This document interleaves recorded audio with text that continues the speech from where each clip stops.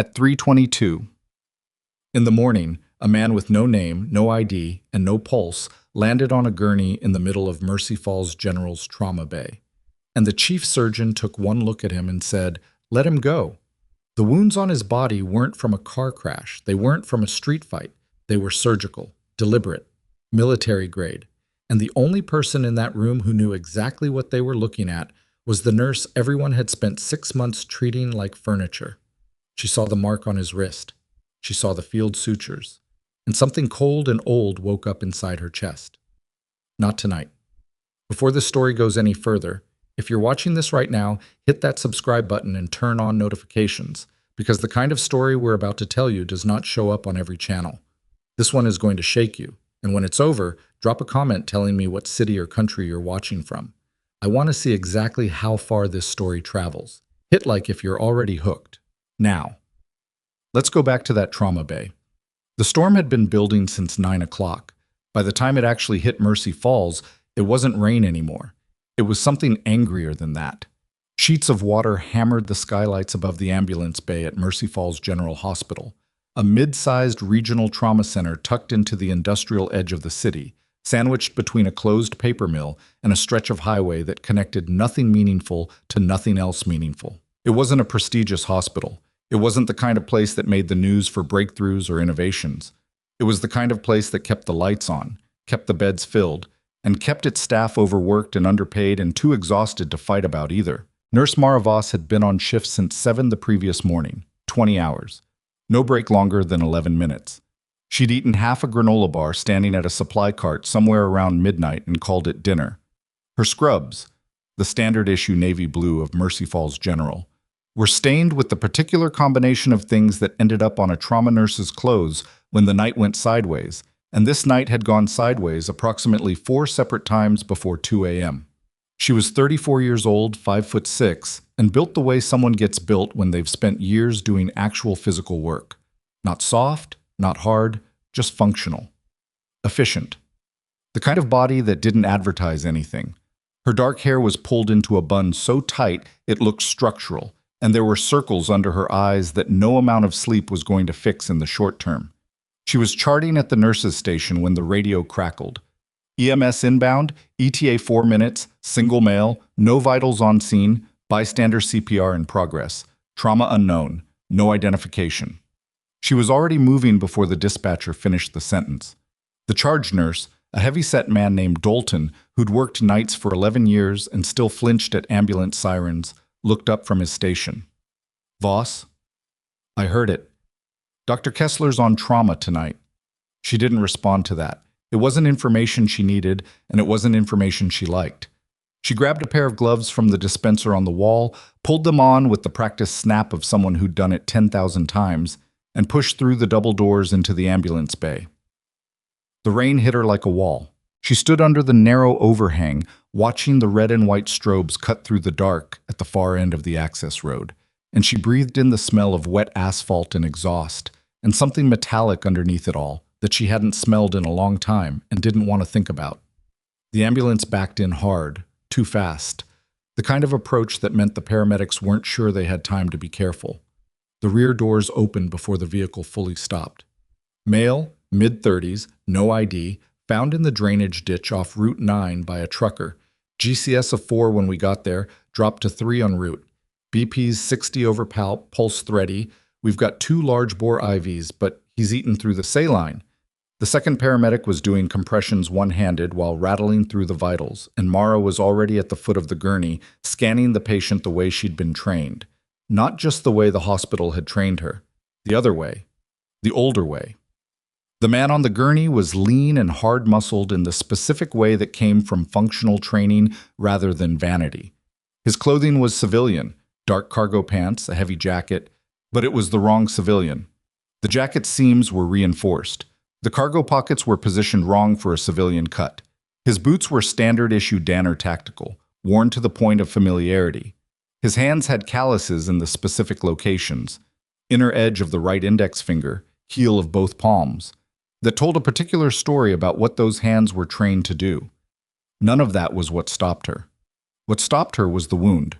The primary wound, the one that had bled through the jacket and through whatever field dressing had been applied before the trucker found him, was in his left lateral thorax. And it wasn't a knife wound, it wasn't a gunshot wound in the civilian sense. The entry profile was wrong for a standard caliber.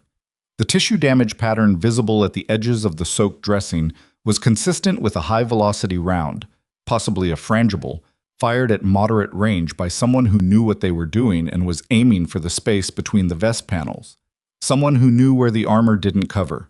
They wheeled him through the trauma bay doors and into room 1, and the team converged with the practiced chaos of people who'd done this before. Mara stayed at the head of the gurney, monitoring his airway, watching the monitor numbers climb and drop and climb again in patterns that didn't reassure her. Dr. Garrett Kessler appeared at the bay entrance approximately 90 seconds later. He was tall. That was the first thing most people noticed about him, because he led with it. Chin up, shoulders back, the physical posture of someone who expected the room to recalibrate around his arrival. He was 47, chief of trauma surgery at Mercy Falls General for the past 3 years, and he wore his authority the way some people wore expensive cologne, constantly and in quantities that didn't ask permission. He looked at the patient, he looked at the monitor, he looked at his watch. What are we working with? The paramedic started the rundown again. Kessler listened with the particular expression of a man doing math. When the paramedic finished, Kessler moved to the bedside, did a cursory physical examination, 30 seconds, maybe 40, and then stepped back. What's the blood bank situation? Dalton answered from the doorway. We're critically low. Supply issue from the regional center, the shipments delayed because of the storm. We've got 2 units of O-neg left in the emergency reserve. Kessler nodded slowly, the way he nodded when the math had already resolved itself in his head. And OR availability? Both suites are occupied. Dr. Palermo's been in with the thoracic case since 11, and Suite 2 had a ruptured appendix come in at 1:30. So, Kessler pulled off his gloves. No OR, no blood. Patient's a John Doe, no insurance verification, GCS of 3. He said the last part the way someone says a number on a balance sheet.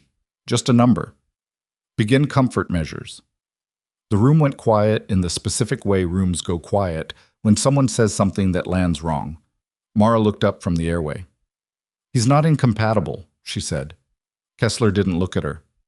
I didn't ask for a second opinion, nurse. Voss? Mara Voss. She kept her voice level. His pressure dropped because of volume loss, not cardiac injury. The wound is lateral thorax, not mediastinal.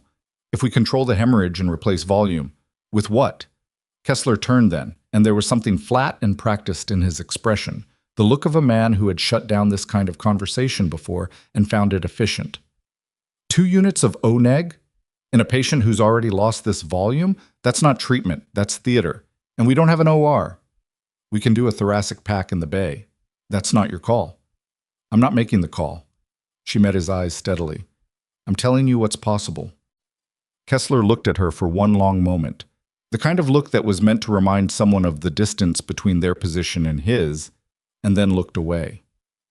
Begin comfort measures. Document the time. He turned toward the door.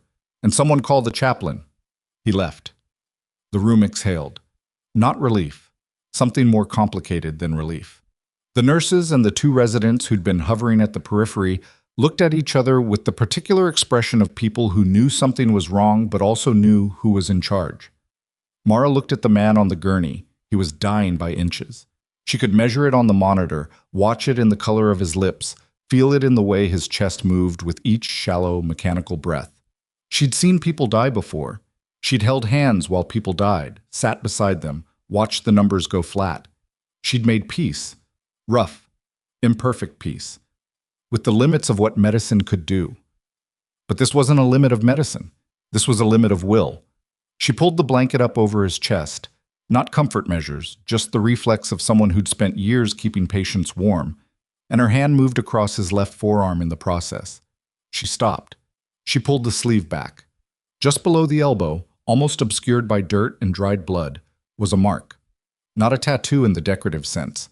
Not the kind of ink people got because they wanted something that meant something. This was a designation mark, small and precise, and done in the particular style used by certain units that didn't put their names on anything. She knew that mark. She'd served alongside people who carried that mark. She'd carried one herself, in a different place on a different part of her body, a long time ago, under a different name and a different chain of command, and a life she had spent 6 years building a wall around. She straightened up. The resident, young, second year, clearly miserable about the whole situation, caught her eye. "Voss, the attending's orders." "I heard the orders. So, give me a minute." She walked to the supply room. She moved at exactly the pace that didn't draw attention. Not fast enough to look urgent, not slow enough to look deliberate. She closed the supply room door behind her, stood in the fluorescent light between the shelves of IV bags and wound care supplies, and the particular silence that comes from a small room with a closed door, and she reached into the bottom of her locker. She hadn't opened that locker in 8 months. The phone was exactly where she'd left it. Matte black, encrypted, pre-charged on a cycle she maintained out of habit rather than intention. The kind of habit that doesn't let go even when you've decided it should. She turned it on. The screen lit up. There were 2 contact entries, just 2. No names. A string of numbers for each one. She sat on the metal edge of the supply shelf and breathed for exactly 4 seconds, the way she'd been trained to breathe before making decisions that couldn't be unmade. Then she dialed. It rang once. "Authentication," said the voice on the other end. Male, flat, no affect, not unfriendly, just the voice of someone who lived in procedures. "Foxtrot 9 Kilo," she said quietly. "Voss, Emsur former designation Sierra Team, 7th Surgical. I have a compromised operator at my location. Penetrating thoracic trauma, GSW, high-velocity frangible pattern. He's past the window for standard civilian intervention without immediate blood and surgical support. I need an asset check. Do you have anyone with operating range of Mercy Falls General?" A pause. Not the pause of uncertainty. The pause of someone checking something. "Stand by." She waited. 12 seconds. She counted them. "Voss, confirm your current location." She gave the hospital's address, the trauma bay number, the patient's approximate condition. She did it the way she'd given field reports once. Specific, sequential, no unnecessary words. Another pause. Longer. "We have a team at Harwick Air Station. That's 43 minutes flight time in current weather conditions." "He doesn't have 43 minutes. "Understood. We're moving assets now. Can you maintain?" She thought about the 2 units of O-neg in the reserve.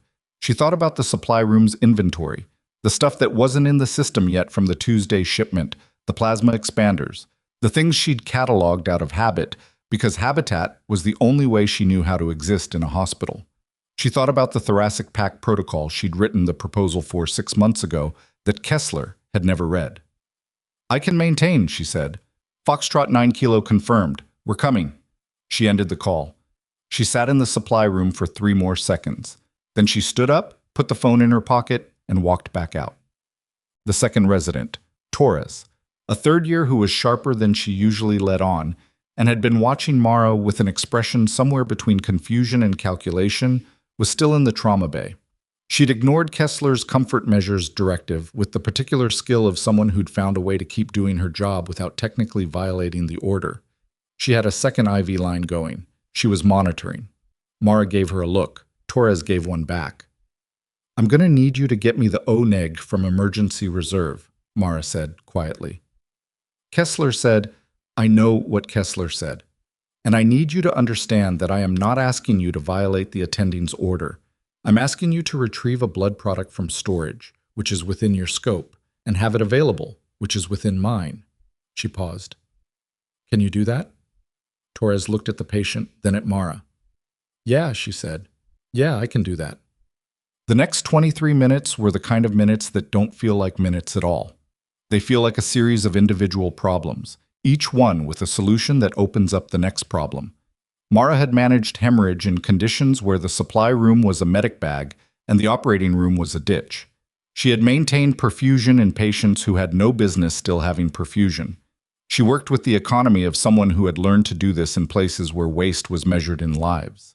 She didn't ask for permission. She didn't announce what she was doing. She simply worked, moving through the bay with the particular quiet efficiency that made her almost invisible to the casual observer.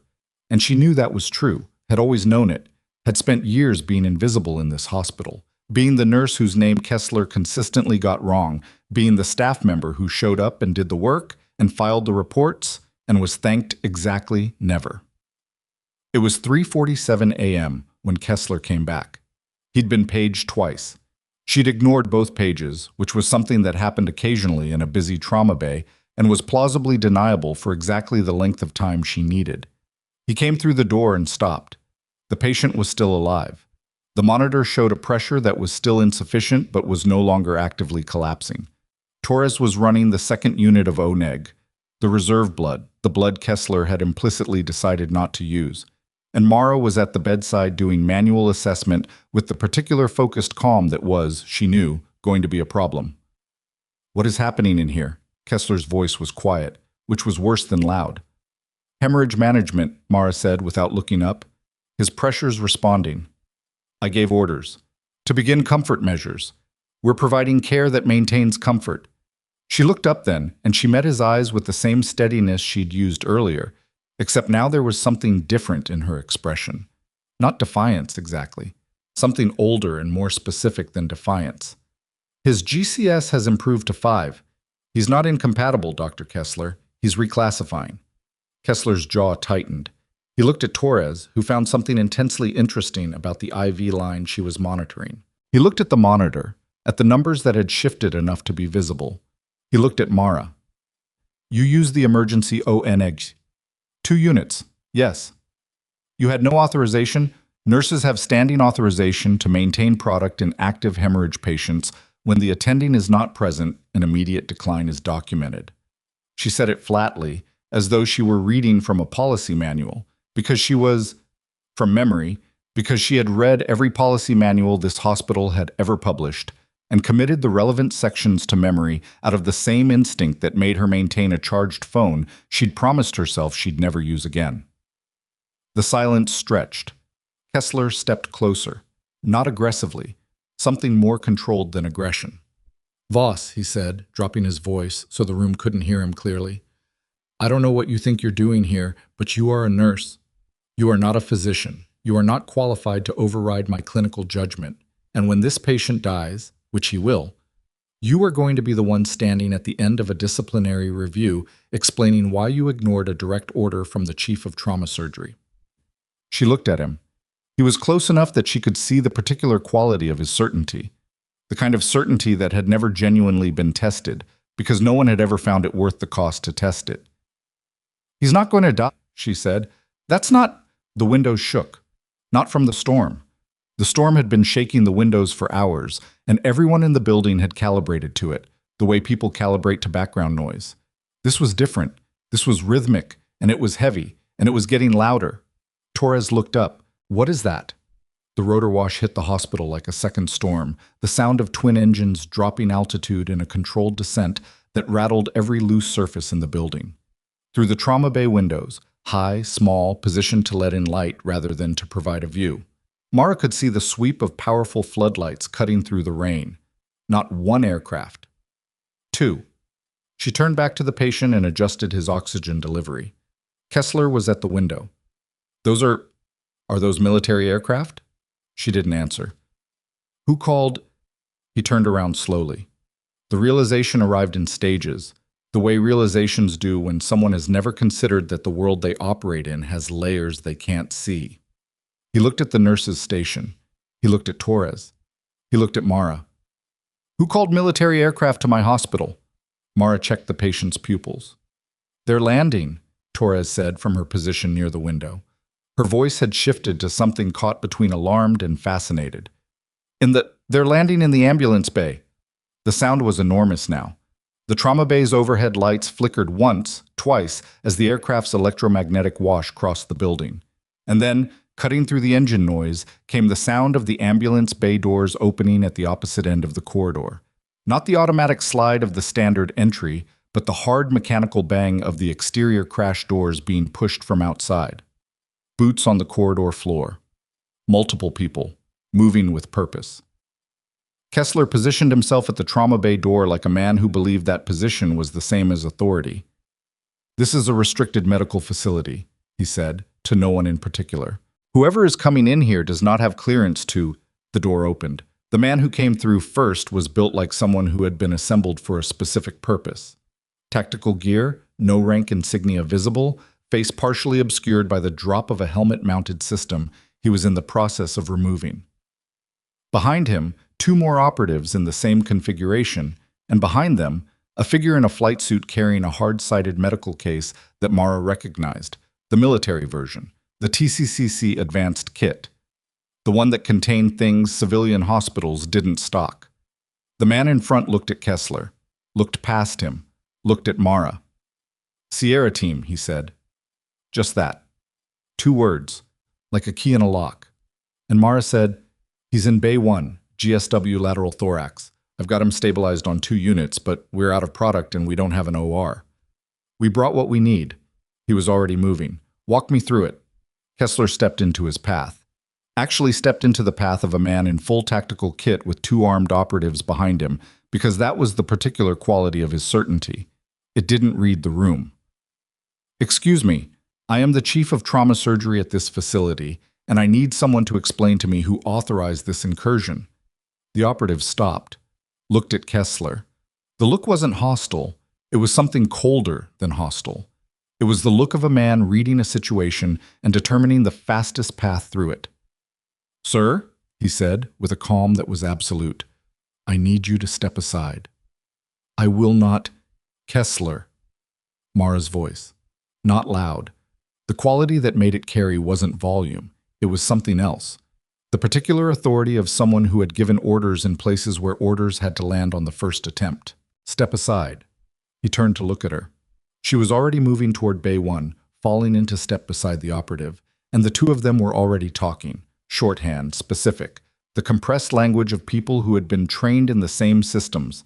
And Kessler was standing at the door of the trauma bay in his white coat with the 4 letters of his title embroidered on the pocket, and nobody in the room was looking at him.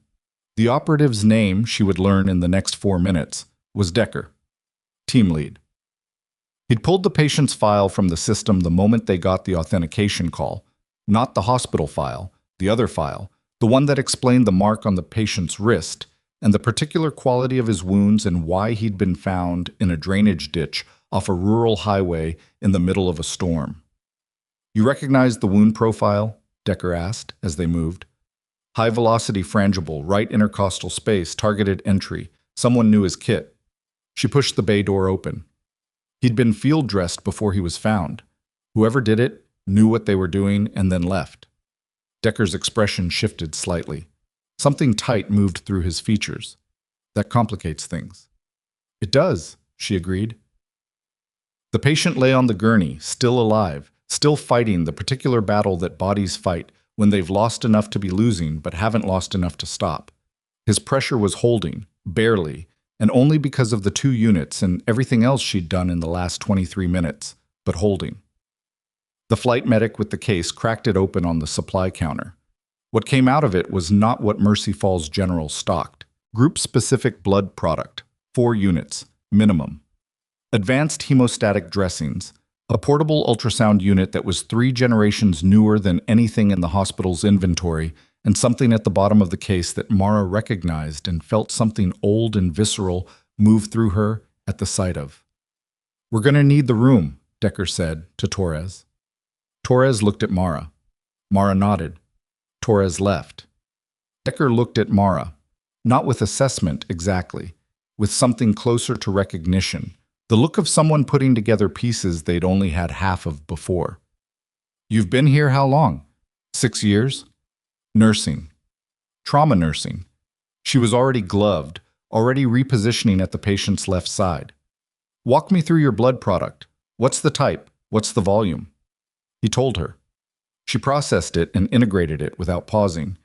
They moved around each other with the absence of friction that only happens between people who've worked in the same systems, and Kessler was somewhere down the hall having a conversation with hospital administration that she was aware of distantly, the way you're aware of weather outside a window when you're focused on something in the room.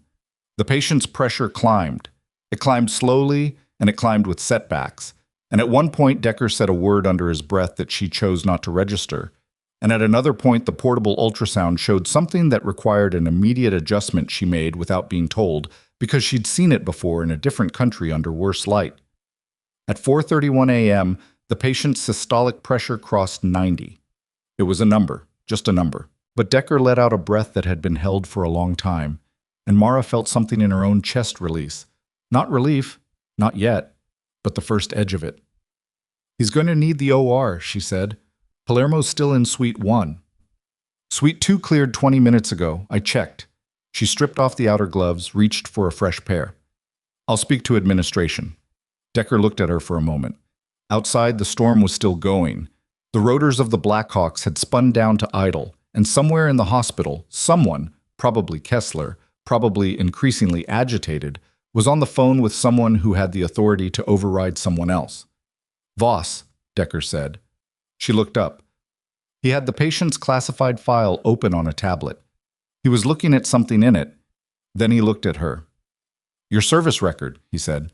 "They told me you'd been out for 6 years, civilian track, full separation." "That's accurate." "It didn't read civilian." He closed the tablet. "Not in there." She didn't respond to that. She was already moving toward the bay door, toward the conversation with administration, toward the next problem in the sequence of problems that the night had become. The patient was alive. For now, that was the only number that mattered. But in the corridor outside, Kessler was standing with the hospital's chief of staff, Dr. Renata Blum, who had been called in from home and was still in a heavy coat over her nightclothes. And the expression on Blum's face as she listened to Kessler was not the expression of a woman who was prepared to back him up. And Mara walked into that conversation carrying a patient's improving vitals and a classified authentication code and 6 years of deliberately buried history, and for the first time in a very long time, she was not invisible. On the gurney in Bay 1, the man with no name and no ID and no chance, according to the attending on duty, continued to breathe. His wrist bore the mark she'd recognized. And somewhere in the database that Decker had accessed, under a classification level that Mercy Falls General didn't know existed, there was a line about the identity of the soldier no one was supposed to find. The mark on his wrist wasn't the only thing on file. The field report attached to his mission file, the one Decker had just opened for the first time in the corridor, the one his expression had gone very still reading, contained a secondary notation that changed everything about why this man had been found in a ditch rather than extracted by his own team. And it changed everything about who had known where he would be. The field report attached to his mission file contained a secondary notation that changed everything about why this man had been found in a ditch rather than extracted by his own team. And it changed everything about who had known where he would be. Decker read it twice. Standing in the corridor outside Bay 1, with the sound of the storm still working at the windows and the idle drone of the Blackhawks filtering in from the ambulance bay, he read the secondary notation a second time, with the particular attention of someone who is hoping the words will rearrange themselves into something less alarming on the second pass. They didn't. He closed the tablet and stood very still for a moment. Then he looked up and watched Mara through the bay window. She was moving, still working, still in the particular focused state that he recognized from the way she'd handled the last 90 minutes. And he made a decision about the order in which he was going to share information tonight. The OR first, then the conversation. Mara reached the alcove where Dr. Blum was still standing with Kessler, and the three of them formed the kind of triangle that had clear geometry even from a distance. Kessler was talking. Blum was listening with her arms crossed and her coat pulled tight. Mara waited, which was something people who were confident didn't have to do, and something people who were calculating did on purpose. When Kessler finished, Blum looked at Mara. "Walk me through the patient's current status," Blum said. "Systolic 92. GCS improved to 6. Hemorrhage controlled with advanced product the military team brought in. He needs the OR for definitive repair of the thoracic wound. The bleed is managed but not resolved." She said it the way she'd given briefings once, each word placed where it needed to be. Suite 2 cleared at approximately 4:15. The anesthesia team should still be available. Suite 2 requires attending authorization to Dr. Blum. Kessler's voice was tight. Not loud. He was too aware of the corridor and what was visible from it to raise his voice, but the tightness was there, coiled underneath the professional register. "I want to be very clear about what happened here tonight. This nurse, without authorization, without physician oversight, without any appropriated emergency blood reserves, made contact with military entities using personal equipment that should not have been in this facility, and effectively circumvented my direct clinical order. He paused for precision. That is insubordination at minimum. At maximum, it is a licensing violation. Bloom looked at him, then at Mara. Is any of that factually incorrect? No, Mara said. Bloom's expression didn't change. Did the patient's condition improve? A beat. Yes. Bloom looked at Kessler. Something passed through her face, not sympathy, exactly, more like the expression of a woman doing her own math. Garrett, I need the OR. Renata, I need the OR cleared for this patient, and I need you to step back from Bay 1. She said it quietly, with the finality of someone who had made the calculation and was done negotiating the variables. We will discuss everything else in the morning. Kessler's jaw worked once. He looked at Mara with an expression that she catalogued and set aside, because it was the kind of expression that was a promise of something later, and later was later. Then he turned and walked down the corridor, and his footsteps were controlled in the way that controlled footsteps always announce the thing they're trying not to announce. Bloom waited until he was through the double doors. Then she looked at Mara. You have personal military communication equipment in this hospital. Yes. Are you going to explain that? Not tonight, Mara said. Tonight I need Suite 2.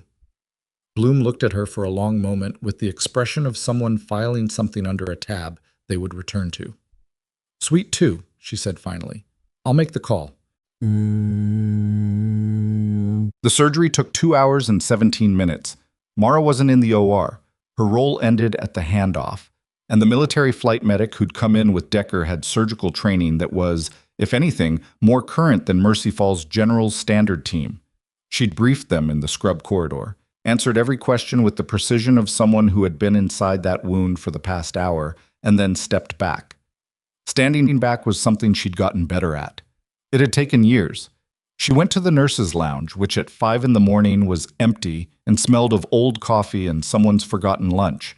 And she sat in one of the plastic chairs and stared at the wall and gave herself exactly 6 minutes to be a person before she had to be anything else again. Her hands were shaking slightly. They did that sometimes after. Not during, but never during, because during required something that overrode the shaking. But after, when the body took back what the mind had been borrowing. She pressed her palms flat against her thighs and breathed. Decker found her there 9 minutes later. He knocked on the lounge door even though it was open, because he was the kind of man who knocked, and she filed that away without deciding what it meant. You should eat something, he said. I ate. When? She didn't answer that. He came in and sat in the chair across from her. Not close, not hovering, at the specific distance of someone who understood that space was sometimes what was needed. He was out of the tactical kit now, just a dark base layer and cargo pants, and he looked less like an incursion and more like a tired person, which was probably intentional. The surgery's going well, he said. Morrow's good. One of the best thoracic surgeons I've worked with. Morrow's your flight medic? He's a lot of things. Decker leaned back in the chair. They all are. She looked at him. The secondary notation on the mission file. He didn't look surprised that she'd identified it. You saw my face. You went very still. That's a tell I've been trying to fix for 12 years. He put the tablet on the table between them, face down. Not a gesture of withholding, a gesture of sequencing, giving the next few seconds their proper weight. The mission file has a tracking notation, standard for active operations. He paused. The notation on Hargrove's file, the patient, shows that his position data was accessed 14 hours before he was found. Mara went still the same way Decker had gone still in the corridor. Accessed by whom? That's what makes it complicated. He turned the tablet over, opened it, rotated it to face her. The access was logged through an internal Department of Defense routing system, standard DoD credentials, so it's not flagged as a breach, but the access location doesn't match any known operation site. He let her read the coordinates. Do those coordinates mean anything to you? She looked at them for a long moment. They meant something to her. They were approximately 4 miles from Mercy Falls General Hospital, approximately 4 miles from the drainage ditch off Route 9 where a trucker had found a dying man in the rain. Someone local, she said. Someone local with DoD-level credentials who accessed an active operator's position data, and then that operator ended up in a ditch 3 miles from where that someone is. Decker closed the tablet. So we have a problem. You think the leak is here? I think the leak is proximate to here, which is a different thing, but not a better one. He looked at her. And I think the fact that you're at this hospital is either a coincidence or it isn't. And I've been in this work long enough that I don't put a lot of stock in coincidences. Mara felt something shift in her chest. Not fear, but the cold adjacent thing that came before fear decided whether it was warranted. I've been here 6 years. I've been completely separated. I know your record. Then you know I know you have nothing to do with Hargrove's compromise. He said it without hesitation, which was itself a kind of information. Someone had already run that assessment before the Blackhawks left Harwick. What I'm trying to figure out is why Hargrove would end up specifically here, in the jurisdiction of a hospital where, specifically, a former Sierra team medic with your skill set happens to be working. The thought landed. It was ugly and it had angles. You think someone sent him here? She said slowly. Not just dumped him. Sent him here knowing that you'd recognize him, knowing you had the background to keep him alive long enough for us to get here. He spread his hands. It could mean someone was trying to save him through a back channel.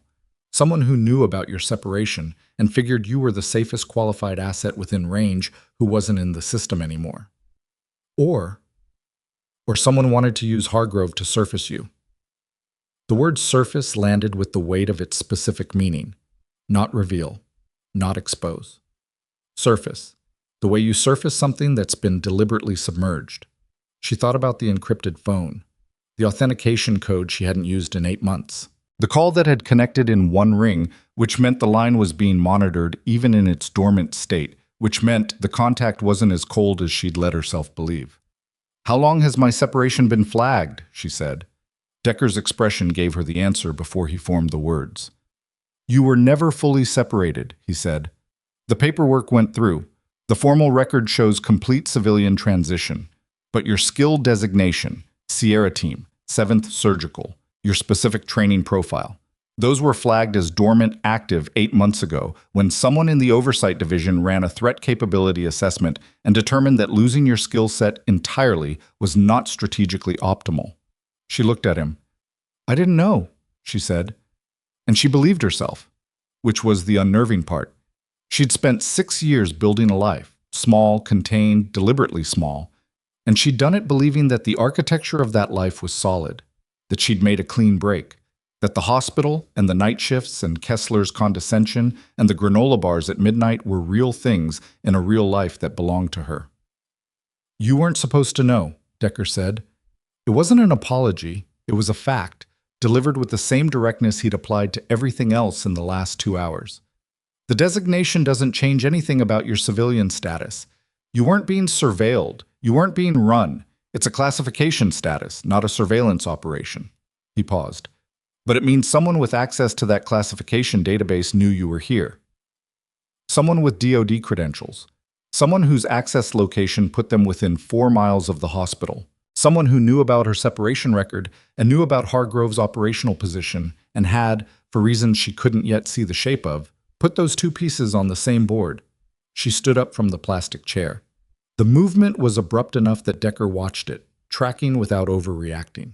She walked to the small window above the sink, ground level. It looked out at a concrete wall in the underside of the hospital's east wing overhang. And she stood there for a moment with her hands flat on the counter. Who has access to Sierra Team dormant classifications? She said, to the window. Personnel with DoD security clearance at the GS-14 level or above, and any affiliated defense contractor with a current Tier 3 contract. He waited a beat. Or anyone who accessed the database from a credentialed terminal with 2-factor authentication in the last 90 days. How many people is that? Narrowed to this region, cross-referenced with the location data? He'd already done this math. She could tell by the lack of pause. 11. We're running them now. She turned away from the window. I need to know who it is. So do we. That's not what I mean. She looked at him directly, and this was the moment she'd been building toward without naming it. The moment the old and new versions of herself were going to have to negotiate in real time. Hargrove's compromised. The mission is compromised. Whoever accessed that position data isn't done. They put him here for a reason, and if that reason was to surface me, then they're watching to see whether the surface worked. She thought about it for 2 more seconds. Which means they probably know the Blackhawks came. They know the team arrived. They know the call was made. Decker was already nodding slowly. Which means they know the extraction was successful. And they'll want to know what Hargrove told us. He hasn't regained consciousness. They won't know that. The space between them contracted slightly. Not physically, but the quality of the air in the small lounge shifted towards something more focused. "You're saying they'll make another move," Decker said. "I'm saying if I were them and I'd just watched a Blackhawk extraction from a civilian hospital, I'd want to clean up my exposure." She said it the way she said difficult things, without softening the edges. Hargrove is the exposure. He's the only person who can tell you what happened and who was involved. The only way to protect the leak is to make sure he doesn't wake up with anything useful. Decker looked at her for a long moment. The lounge was very quiet. Outside in the corridor, the hospital's early morning sounds were beginning to filter in. The change of shift, the first faint movement of a facility coming back to something approaching normal after a night that had been anything but. "I have 2 operators in this building," he said. "I can pull another team from Harwick, but that's 90 minutes minimum." "You have me," Mara said. "You're a civilian."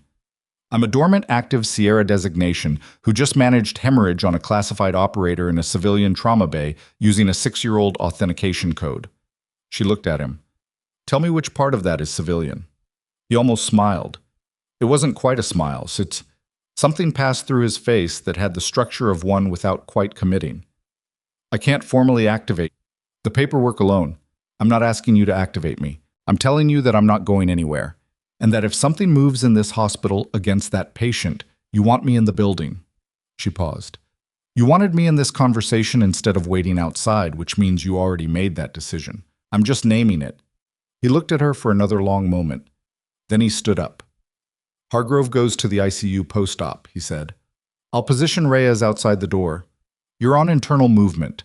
If something or someone in this building is connected to the compromise, they'll show up as irregular. You know this facility." 6 years, she said. 6 years, he agreed. "So use them." The morning shift arrived at 6:30 like weather. Gradual, then all at once. The overnight nurses peeled off to their cars and their sleep, and the day staff came in carrying coffee cups, and the kind of bright-eyed readiness that had always struck Mara as vaguely alien after a full night shift. She moved through the transition invisibly, the way she'd always moved, present but unregistered, the person people looked through without meaning to. She was watching. The hospital felt different in the early morning, thinner somehow. The staff-to-space ratio reversed, and the corridors that had felt crowded at midnight had a particular exposure to them now, the way wide-open spaces feel different when you're paying attention to who else is in them. She went through the motions of the shift transition. Charted, handed off her assigned patients, said the necessary things to the necessary people with the automatic fluency of someone managing 2 separate tracks simultaneously, and no one looked at her with anything other than the standard indifference that had defined the last 6 years of her professional life. That was fine. That was useful. Dalton caught her at the nurse's station at 7:10. He'd been on since before she arrived and looked it. The particular worn quality of a man who'd absorbed too much in too short a time. "Hell of a night," he said. "Yeah. The military guys." He glanced toward the corridor that led to the elevator bank. "They're still here. Some of them." He looked at her with the expression he occasionally wore when he was trying to figure out the distance between what he knew and what he suspected. "You knew them." It wasn't quite a question. She answered it anyway. "Some of them." He nodded slowly. "I was a man who understood, in the way that experienced people understand, that there were categories of information that were better held loosely than pressed." "Kessler's in Bloom's office," he said instead. "Been there since 6. That was useful. Kessler in Bloom's office was Kessler contained and stationary, which meant he was either mounting a formal challenge or being managed. And either way, it meant his attention was directed upward rather than laterally. "Did anyone from the outside come into the building after the storm started?" she asked. "Non-emergency, non-staff. Anyone you didn't recognize?" Dalton thought about it with the kind of genuine effort that made her trust the answer. "There was a guy," he said. Came in around 4.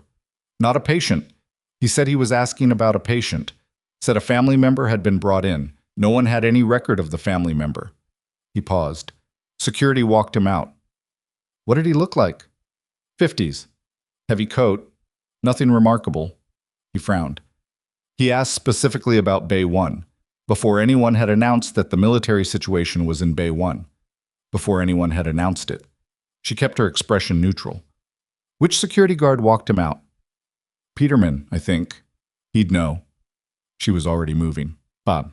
Peterman was a 23-year-old with the specific combination of earnestness and inexperience that made him both easy to talk to and easy to manipulate, and Mara spent 7 minutes with him in the security office, extracting everything he could remember about the man in the heavy coat with the precision of a conversation that looked like casual interest. The man had known Hargrove's first name, not the name he'd given the security desk, John Doe, because that's what he was in the system, the actual name. He'd said it quietly, almost under his breath, in the middle of asking whether a Marcus had been brought in, and Peterman had assumed it was a family member and walked him out politely rather than escalating, and he'd given the man his card because that's what Peterman did. Marcus.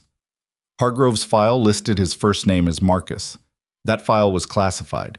It was in a military database that required DoD-level credentials to access.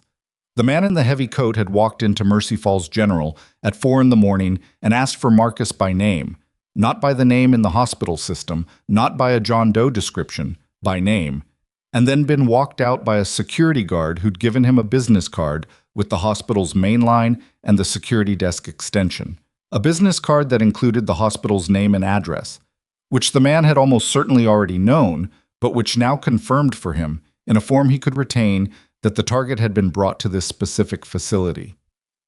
Mara stood in the security office corridor for a moment, alone, processing this with the cold clarity of someone who'd been trained to read tactical situations the way other people read text.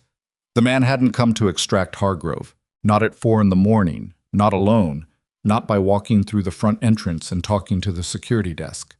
He'd come to confirm, to verify the location, verify the patient was alive, verify the extraction had or hadn't happened yet. He'd come to assess, which meant he'd been sent, which meant there was someone behind him who was now making decisions based on whatever he'd reported back. She sent a text to Decker from the encrypted phone. 4 words. Visitor 0400 confirmed target. His response came in 40 seconds. On it. ICU secure. She pocketed the phone and started back toward the main corridor. She got as far as the junction with the East Wing before she heard the voice. Kessler.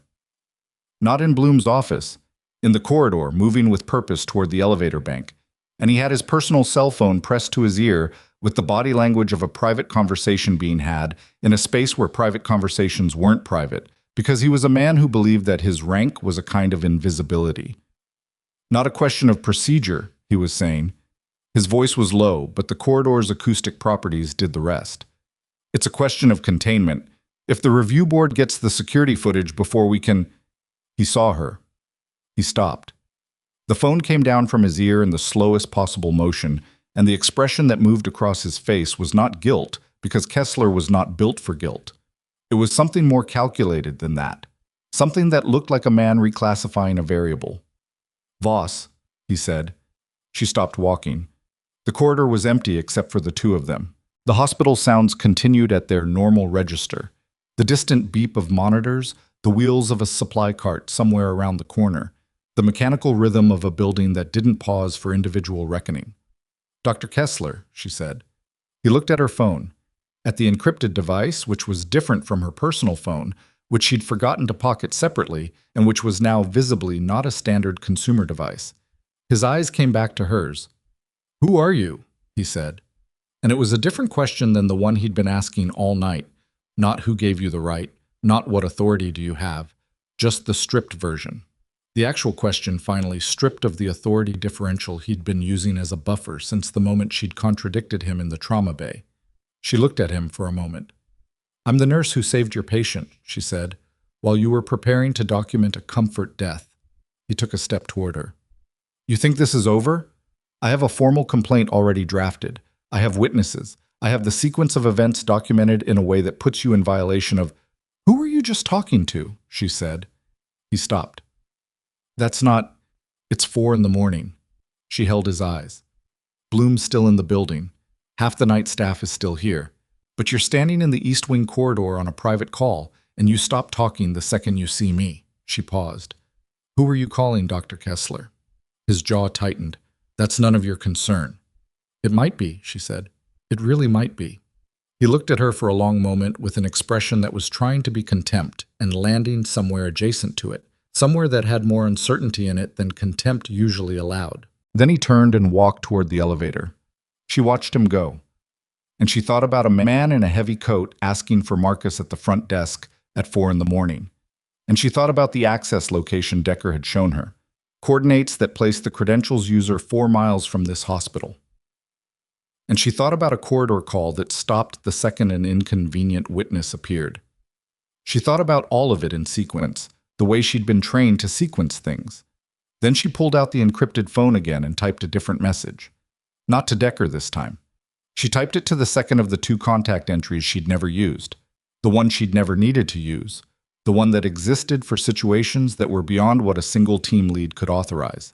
She typed, "I need a trace on internal communications from Mercy Falls General past 72 hours, specifically outbound calls from a credentialed staff physician. The name is Garrett Kessler." She sent it. She stood in the East Wing corridor and waited. The response came in 1 minute and 40 seconds. Not a text. The phone rang. She answered. "Voss?" The voice was different from Decker's. Older, flatter, with the particular quality of someone who operated at a level where speed was measured in hours rather than minutes. "We've been watching that name for 11 days. The floor shifted slightly under her, the way floors shift when a load-bearing assumption turns out to be load-bearing in the wrong direction. 11 days, she said. Kessler, Garrett, DoD contractor, consulting agreement with the Meridian Group, defense-adjacent private entity with Tier 3 clearance. The Meridian Group has been under counterintelligence review for alleged access violations." A pause. "He's one of the 11. 11. The number Decker had given her, the number of people with the right credentials and the right location to have accessed Hargrove's position data. She thought about Kessler's expression when the Blackhawks landed. The specific quality of his stillness in that moment. She'd read it as shock, the shock of a man who'd never expected his authority to be so thoroughly overridden. But shock and recognition looked similar from certain angles. She thought about his hand on the phone, the call he'd stopped mid-sentence. She thought about a man dying in Bay 1 and a surgeon who'd ordered them to stop. "He was trying to let Hargrove die," she said quietly. Not to anyone on the phone, to herself, out loud, the sentence assembling itself in the air like something becoming visible. He knew who was on that table. He knew what it meant if Hargrove survived and talked. So She stopped. He used his clinical authority. He made it look like a resource decision. A considered silence from the other end of the line. "We can't confirm that yet." "I can," she said. "I was in the room." Another pause. "Voss, I need you to understand something. If Kessler is who we think he is currently in a hospital with an active operator who is the only living witness to whatever happened on that operation, and Kessler just watched that operator be successfully treated. I understand. Do you understand what that means for Hargrove's safety in the next 12 hours? "Yes," she said. "I understood that an hour ago." "Then you understand that I need you to hold position and keep that patient alive until we can get a formal team on the ground. We're looking at 6 hours minimum." 6 hours. She looked at the elevator bank where Kessler had disappeared. Somewhere above her, on the 4th floor, in the ICU with Reyes outside the door, Marcus Hargrove was coming out of surgery and moving toward consciousness with the specific biological momentum of a body that had been fought for and had, against reasonable expectation, won that fight. And somewhere in this building, a man with a medical degree and a contractor agreement and 11 days of counterintelligence scrutiny was deciding what his next move was. 6 hours, she said. "Can you hold?" She looked at the corridor. At the hospital that had been her whole world for 6 years, the fluorescent lights, the worn linoleum, the supply carts, and the charting stations, and all the small dimensions of a life she'd built to be small on purpose. "I'll hold," she said. She ended the call. She stood very still for 4 seconds. Then she started moving because standing still was the one thing she'd never been able to afford for very long. And because somewhere above her a man was waking up who could bring down everything that needed to come down. And she was the thing standing between him and the person who needed him not to wake up at all. The elevator opened at the end of the corridor. Kessler stepped back out. He wasn't alone. The man beside him wore civilian clothes, a heavy coat, the specific kind that didn't quite manage to conceal the posture of someone trained to move under weight. And he wasn't a doctor, and he wasn't staff, and he wasn't a visitor, because visiting hours hadn't started yet, and the security desk hadn't buzzed anyone in. Mara looked at his face. She had never seen him before in her life, but she recognized the way he was standing, the angle of his attention, the specific quality of his readiness, the way his eyes moved through the corridor in a pattern that wasn't curious. It was clearing. She had 6 hours until backup arrived, and a compromised physician and a man she'd never seen before, standing in a corridor that led, one elevator ride away, directly to Marcus Hargrove's ICU room. And her encrypted phone, in her pocket, had just run out of things it could do for her in the next 30 seconds. She had 6 hours until backup arrived, and a compromised physician and a man she'd never seen before standing in a corridor that led, one elevator ride away, directly to Marcus Hargrove's ICU room, and her encrypted phone had just run out of things it could do for her in the next 30 seconds. She didn't reach for it anyway. What she did was what she'd always done in the first second of a situation that outpaced planning. She breathed, she assessed, and she moved before the assessment was finished, because finishing it first was a luxury that certain situations didn't offer. She turned around and walked in the opposite direction. Not fast, not slow. The particular pace of a nurse on a mission that had a destination, which was the pace that moved through hospitals invisibly because it looked like every other pace in the building. She turned left at the junction, cut through the side corridor past radiology, and took the stairwell, not the elevator, because the elevator was where Kessler and the man in the heavy coat were, and she needed 45 seconds she couldn't afford to spend in a steel box with them. The stairwell door closed behind her. She was already dialing. Decker picked up in 2 rings. She could hear something behind him. Not alarm, not movement, the particular quality of a man who was already in a controlled state, because controlled was his default setting.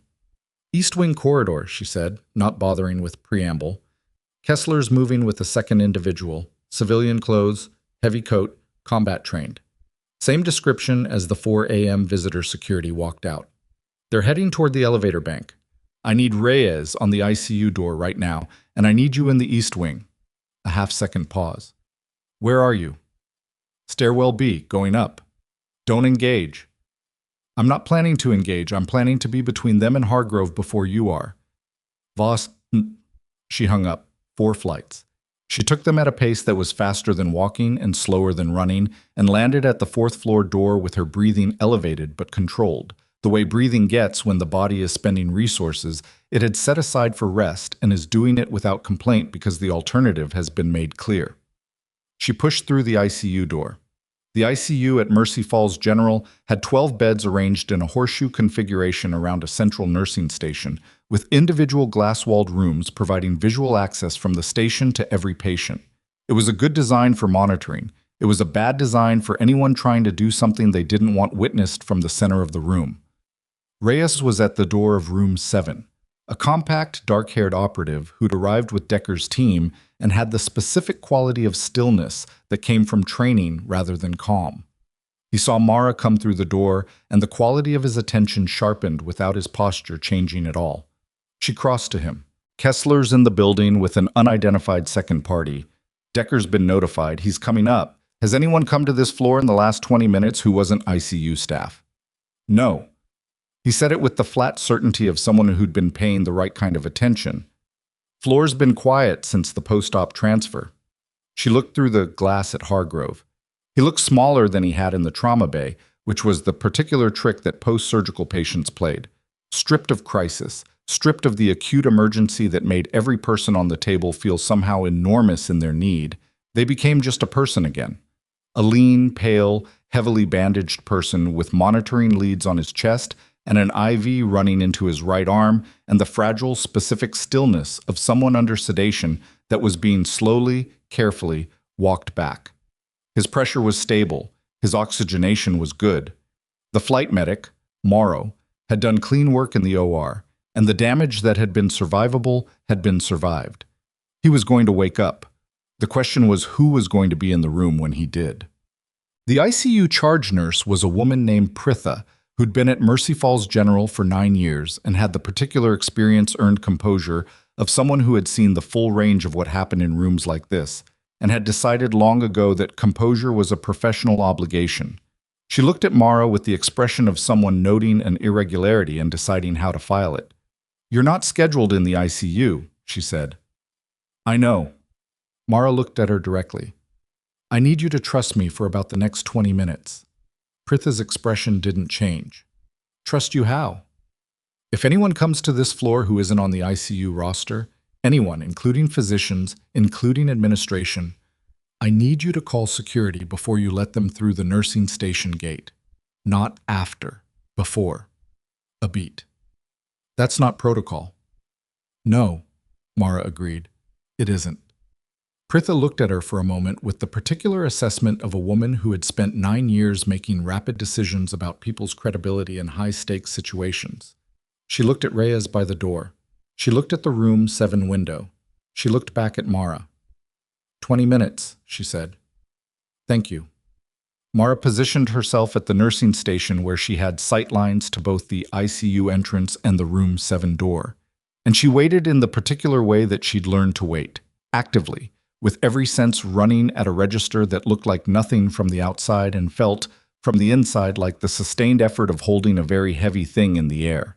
Decker came through the door at 7:42. He came alone, which told her the East Wing had resolved or handed off, but his expression told her it hadn't resolved cleanly. "They went back down," he said, reaching her at the station.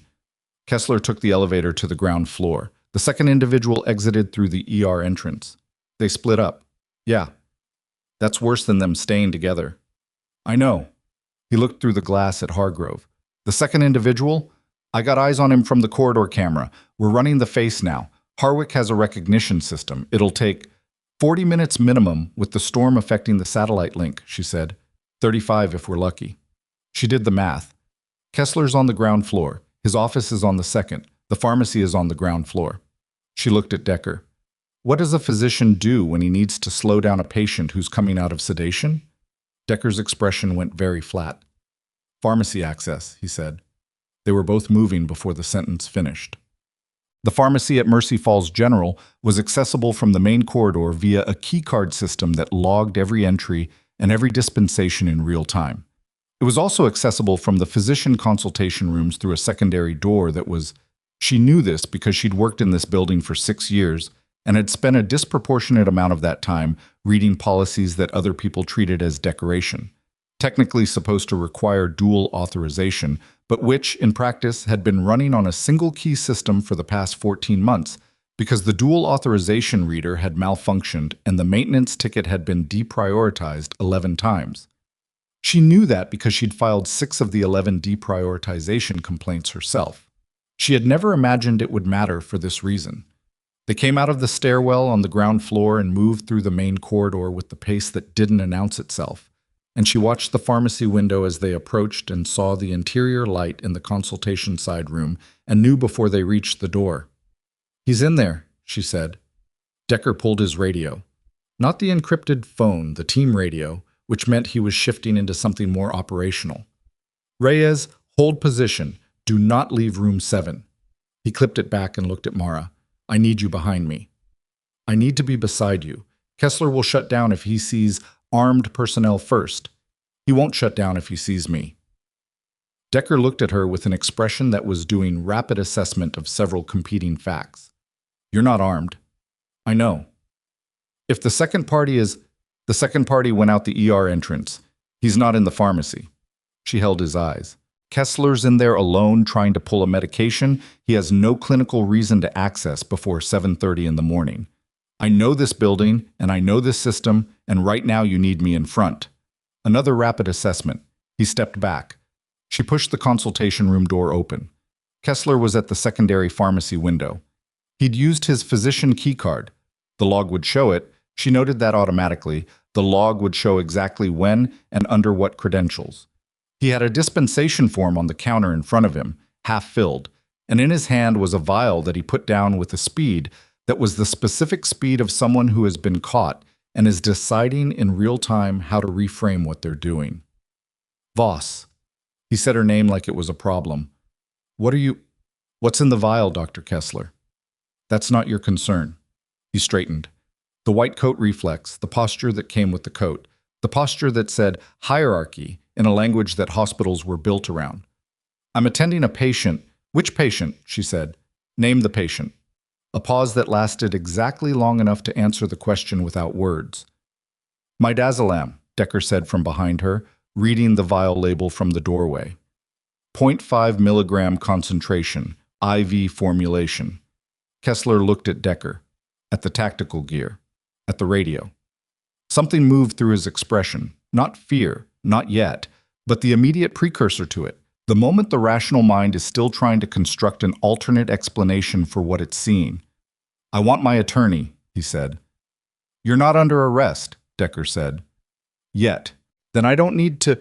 The ICU patient in room 7 has a documented allergy to benzodiazepines in his military medical file, Mara said. She said it the way she said clinical facts, precisely, without inflection, because precision was what made it land.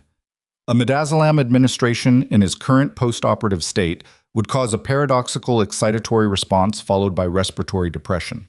At his current blood pressure and oxygenation levels, that would be catastrophic. She paused. You know that. You're a physician. Kessler's face had gone through several expressions in the last 30 seconds and had settled on something that wasn't quite any single thing, a compound expression, the face of a man whose structure of plausible deniability was developing visible cracks. I don't know what patient you're referring to. The name on the ICU log is John Doe. She took one step closer, not threatening, deliberate. But you asked for him by name at the security desk at 4 a.m.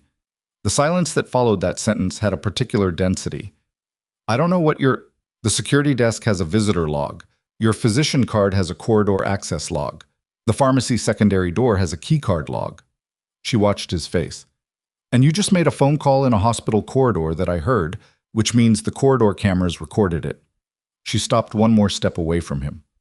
Garrett, what happens in the next 10 minutes is still something you have a small amount of control over. What happens in the next 10 hours, you don't. But right now, in this room, you can decide how this goes.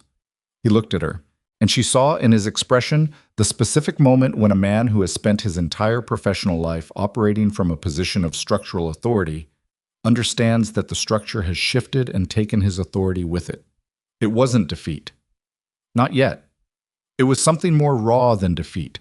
Something that had the quality of a person standing in a building and realizing the floor is not where they thought it was. I want my attorney, he said again. But it was quieter this time. The posture had come down a few degrees. Decker spoke in radio. Sector 2, this is Decker. I need containment on ground floor, physician consultation room adjacent to pharmacy. One individual, no immediate threat indicated. He looked at Kessler. Sir, I'm going to need you to set that vial on the counter and step away from the window. Kessler set the vial on the counter. He stepped back. And some part of the night, the long, brutal, accumulating part of it, exhaled.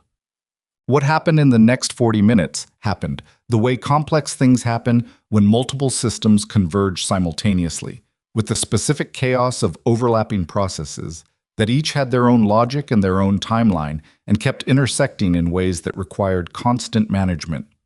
Decker got on the phone with the counterintelligence contact, the voice on the other end of the second number that Mara had called, the one who'd told her they'd been watching Kessler for 11 days.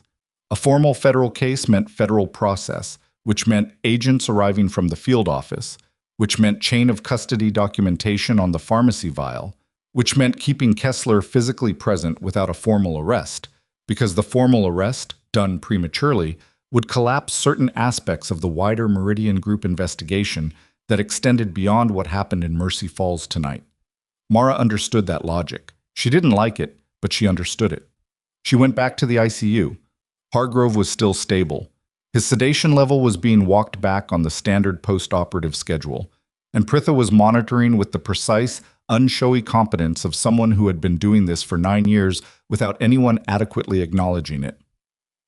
Mara watched through the glass and thought about the particular quality of the last 6 hours and felt something in her chest that was too complicated and too tired to fully name. At 8:17, Hargrove's eyes opened. Not cleanly. The specific, imprecise waking of someone coming out of surgical sedation, the kind where consciousness arrives in fragments before it coheres into something functional. He looked at the ceiling. He looked at the IV line. He moved his right hand incrementally, the reflex of a man checking for things that weren't there anymore.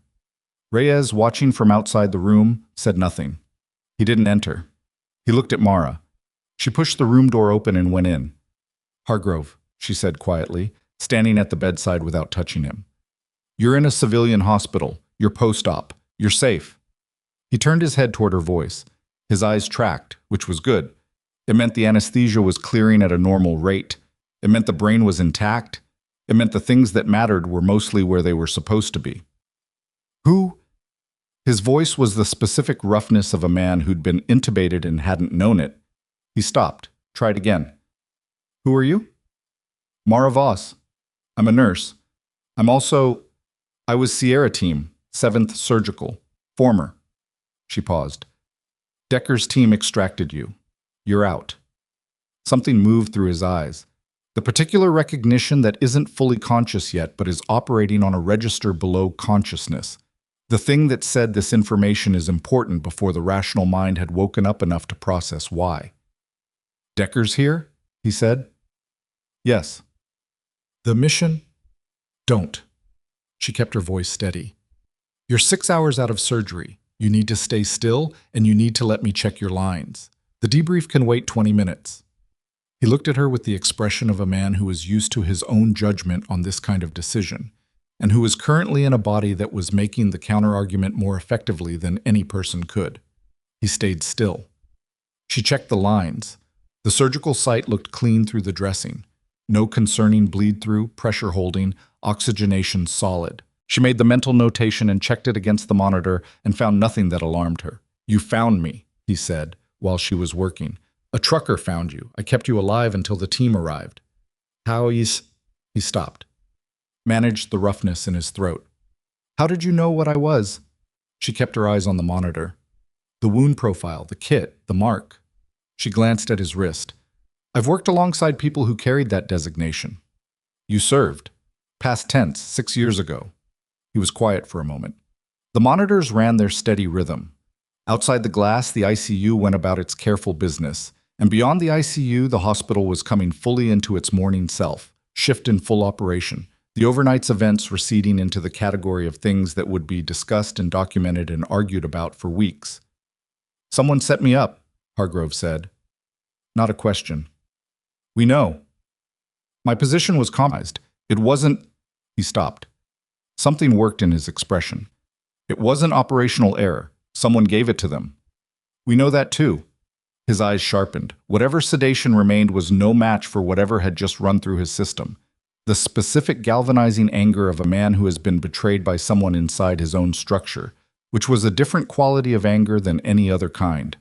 Colder. More specific. "Who?" he said. "We're working on it."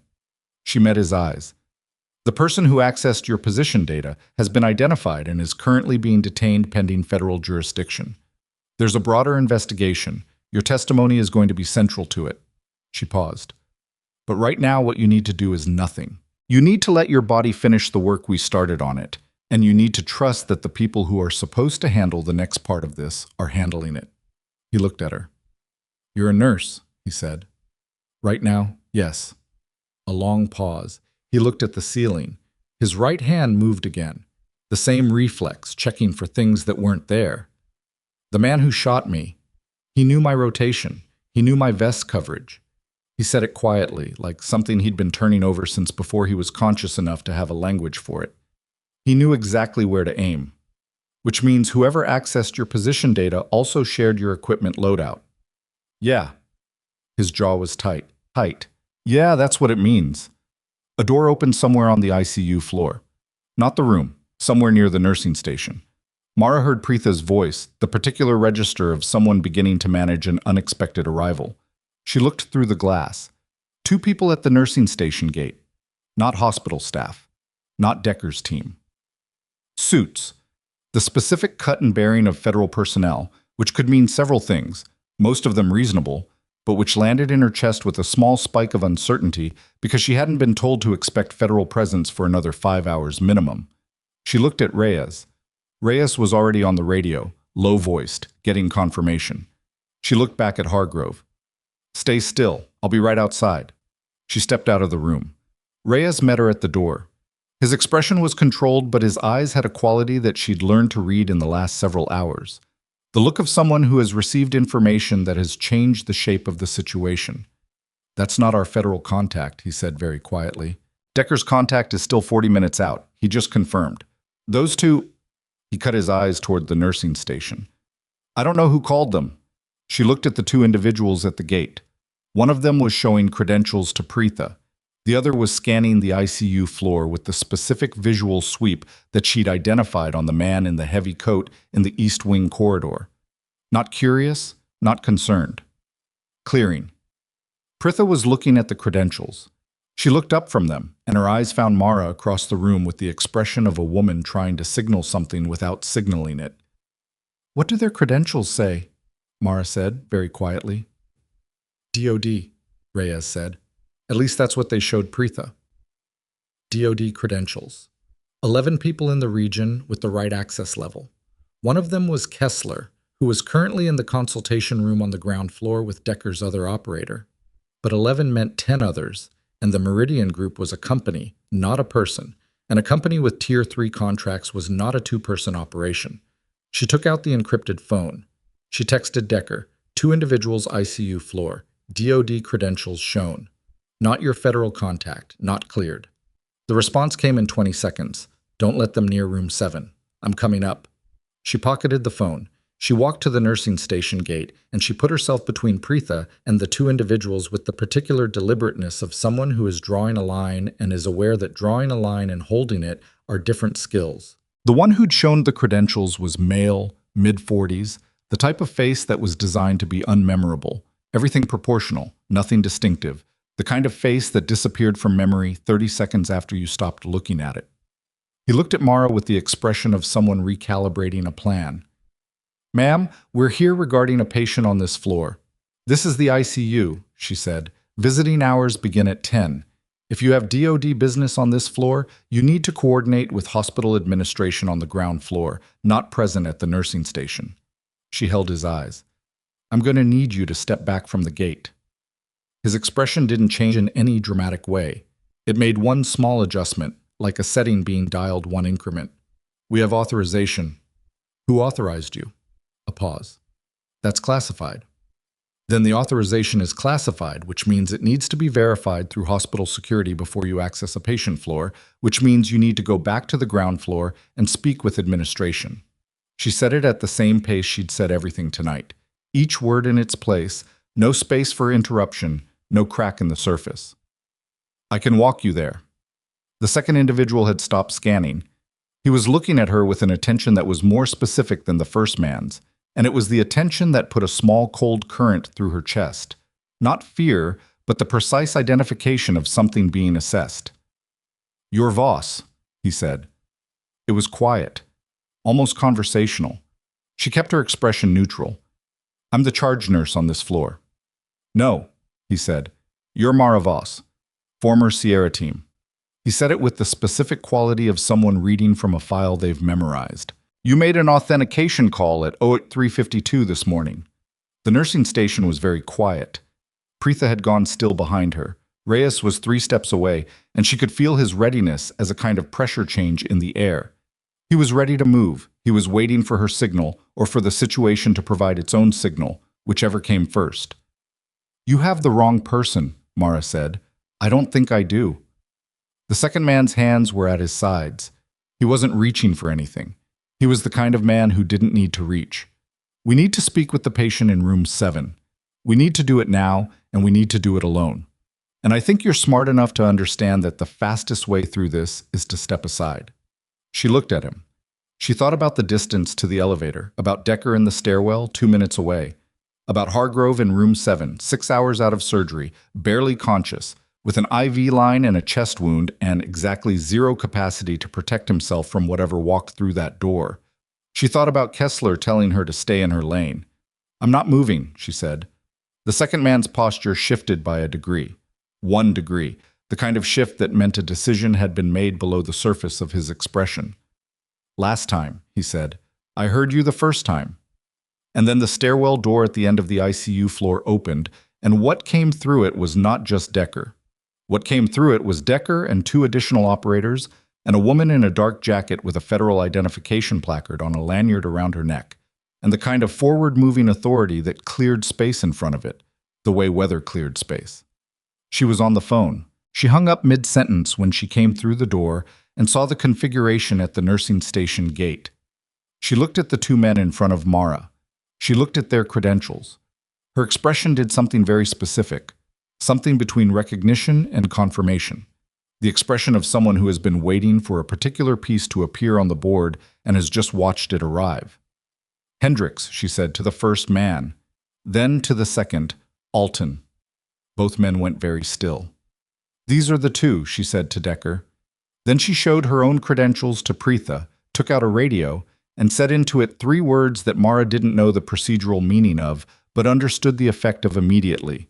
Because both men at the gate reached a decision simultaneously, and it was the right decision, the only decision that was left to them, which was to stop. The one named Hendricks raised his hands. It was a small motion, almost polite. The one named Alton looked at Mara. And in his expression, in the specific quality of whatever was happening behind his face, she saw something she hadn't expected. Not anger, not calculation, something closer to assessment, and behind the assessment, something that looked almost like surprised respect. The expression of a person who had walked into a situation with a plan and had encountered something the plan had not accounted for. "Smart," he said quietly.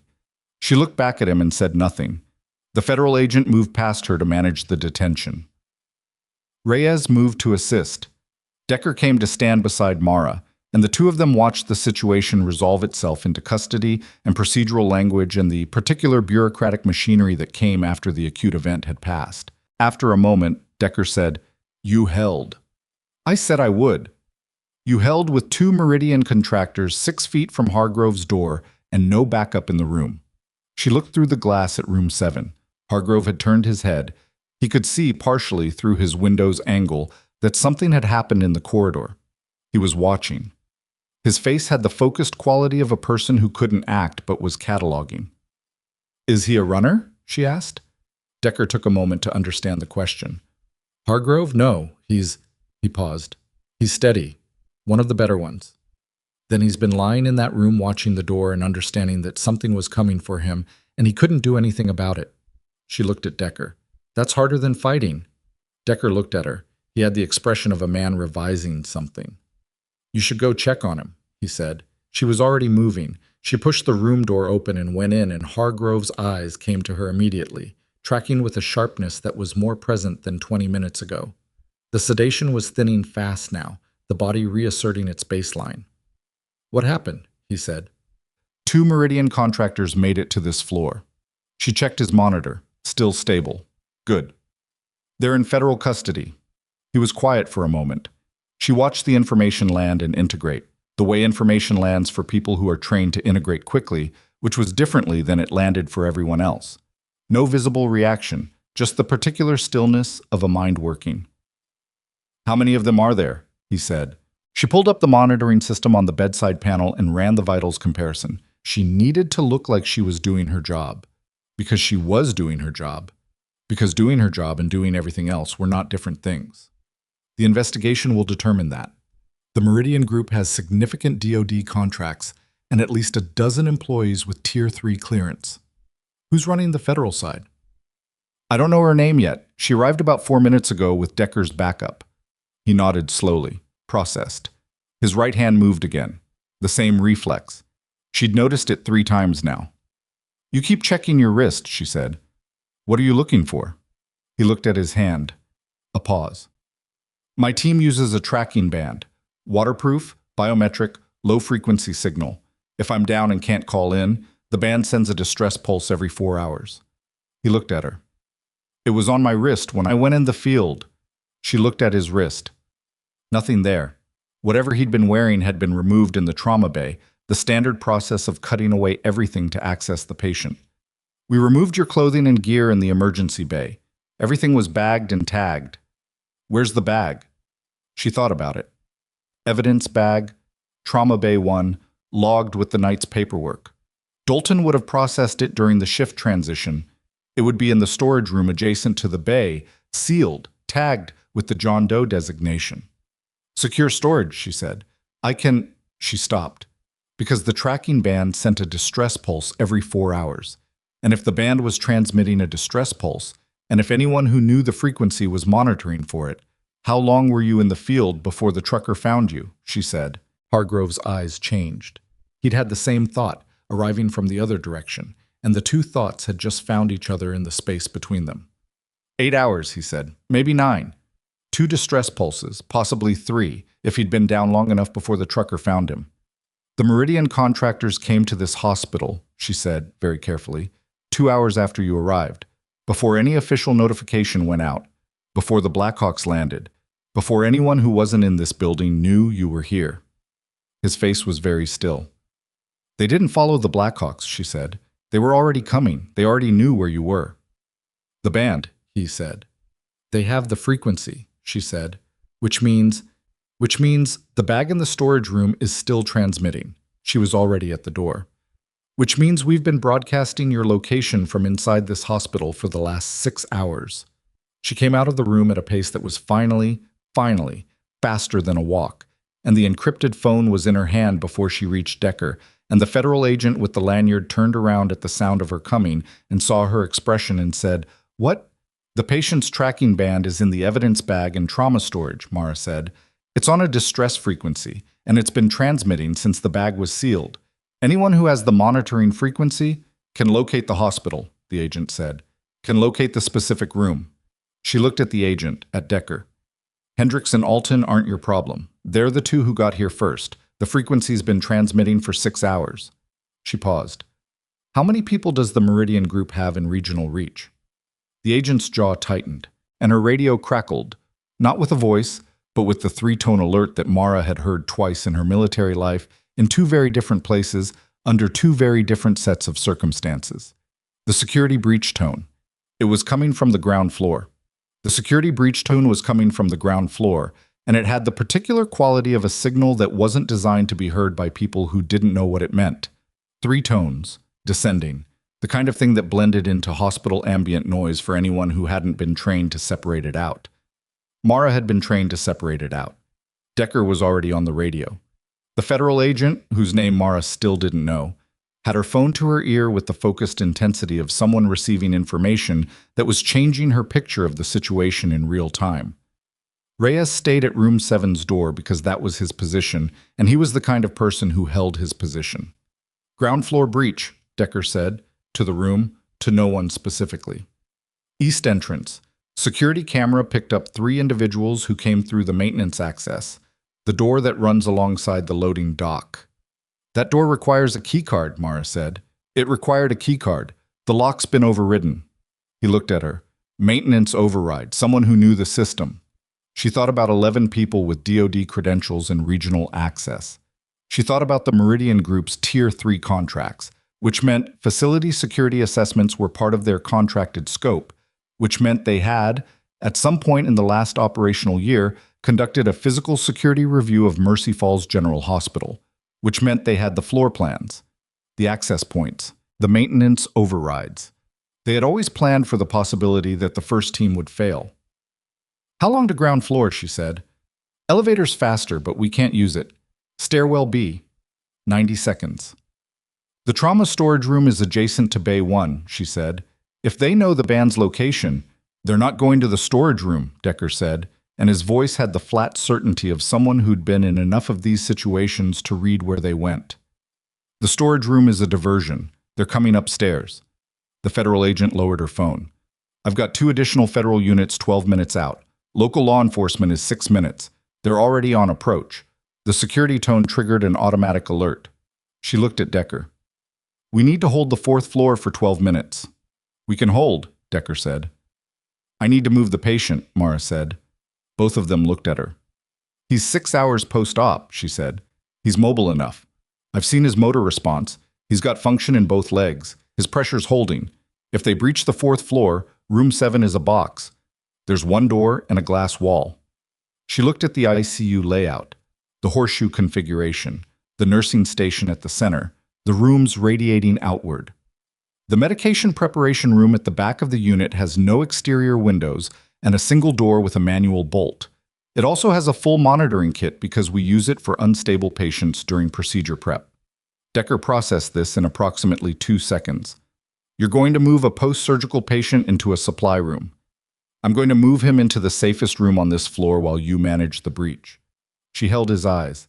That's what I can do. Let me do it. He nodded once. Move him. Oh. Hargrove was more alert than she'd expected, which was either a good sign about his recovery or a bad sign about his adrenaline levels overriding his body's sensible instructions to stay still. She came through the door and read his face and knew from his expression that he'd heard the tone. We're moving, she said. Where? Back of the unit. On your feet. I'll take your weight on the left. Keep the right arm free. She was already disconnecting the non-essential monitors, leaving the pulse ox clipped to his finger and trailing its wire, collapsing the IV line onto the portable pole. She'd done patient transfers under worse conditions than this. She'd done them under conditions that made this look like a training exercise, and some part of her body remembered that and moved with a fluency that her conscious mind just supervised. He got up right on the first attempt, which told her his core function was better than the surgical notes had suggested it might be. He was pale and the effort showed in his jaw, but he was vertical and he was moving, and she got her shoulder under his left arm and they went. The ICU floor was not panicking. That was Preetha's work. She'd already quietly redirected the floor staff to their stations and managed the other patients with the calm economy of someone who understood that her job right now was to prevent a second crisis from spawning on top of the first. She caught Mara's eye as they moved through the horseshoe and gave her a small nod that contained more information than most people managed in a full sentence.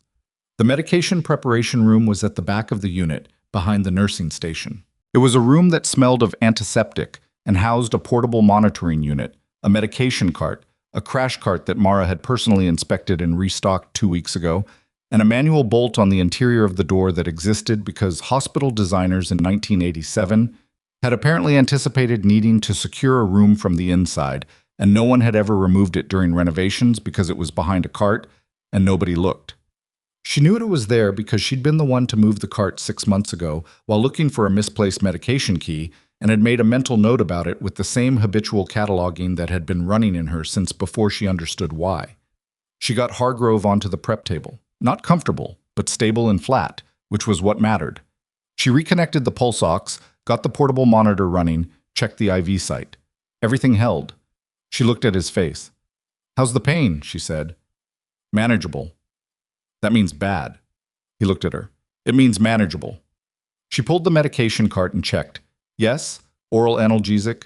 Yes. Appropriate dose given his post-op profile. Yes. She could administer without a physician order under the standing protocol for nursing pain management in documented surgical patients. She prepared it. He took it without comment.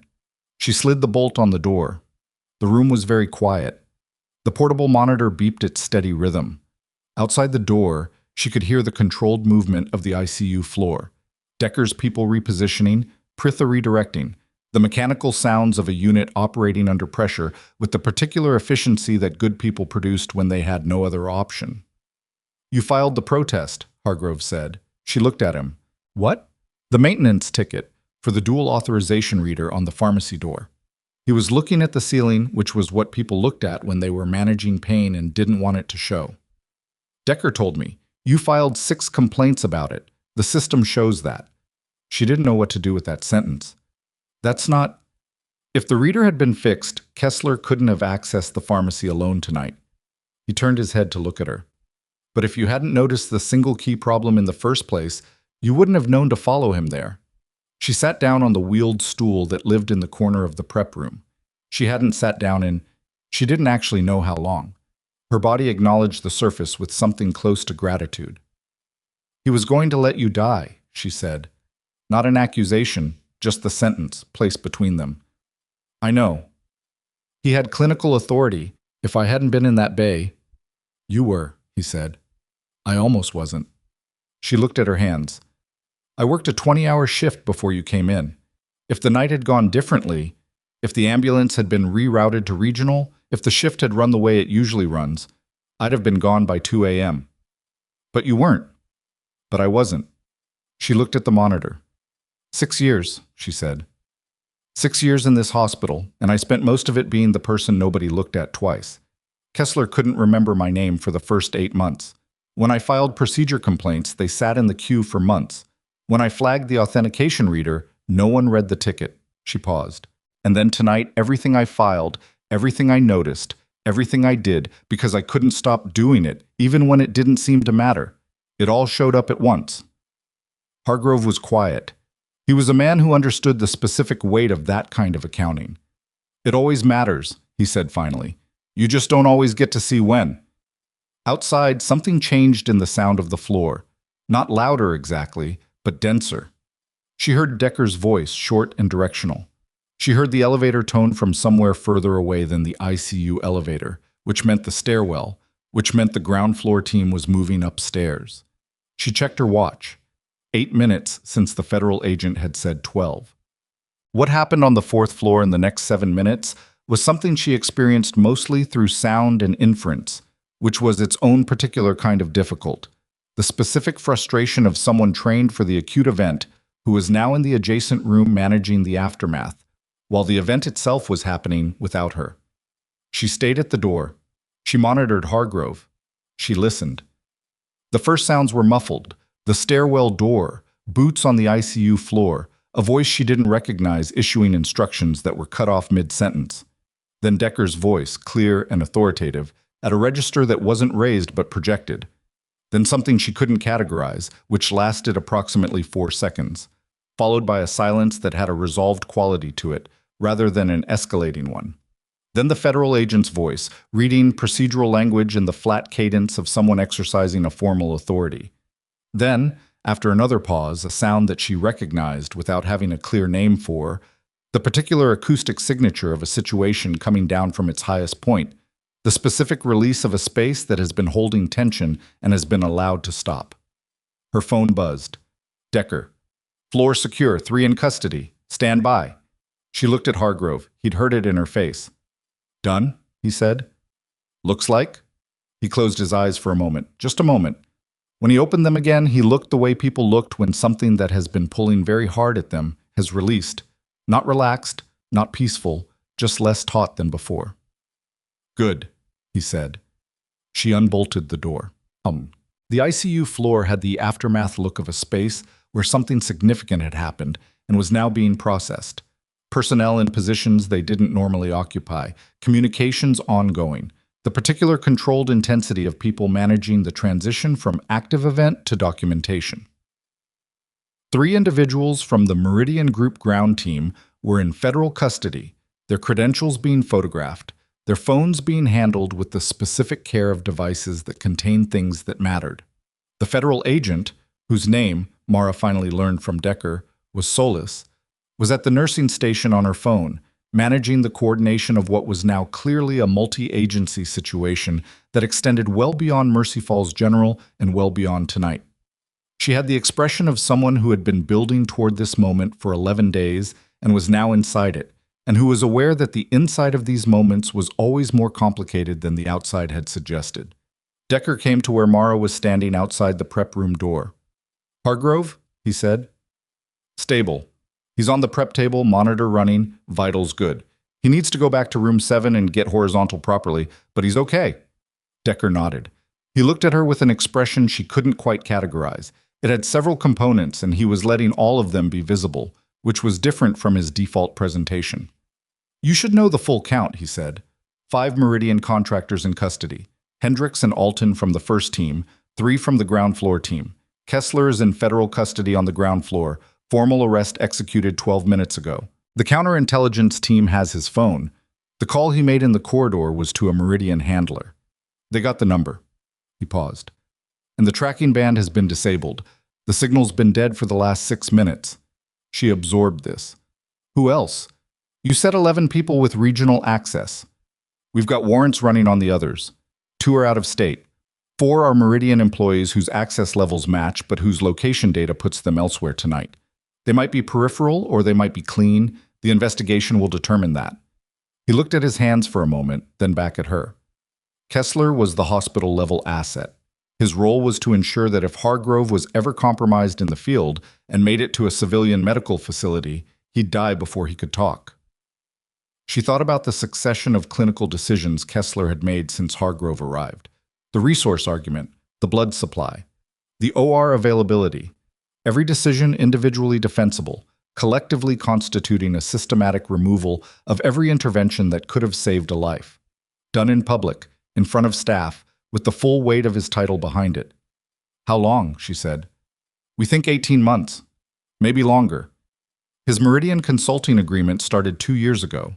He was recruited the way these things happen, slowly, the way you don't notice it happening until you've already crossed a line you can't uncross.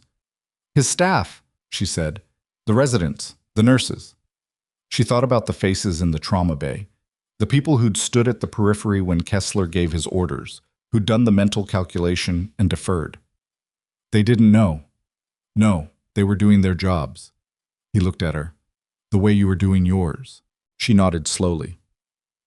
The morning light was coming through the ICU's high windows now, thin and gray and thoroughly unromantic, the specific quality of light that arrived after a night that had been longer than nights were supposed to be.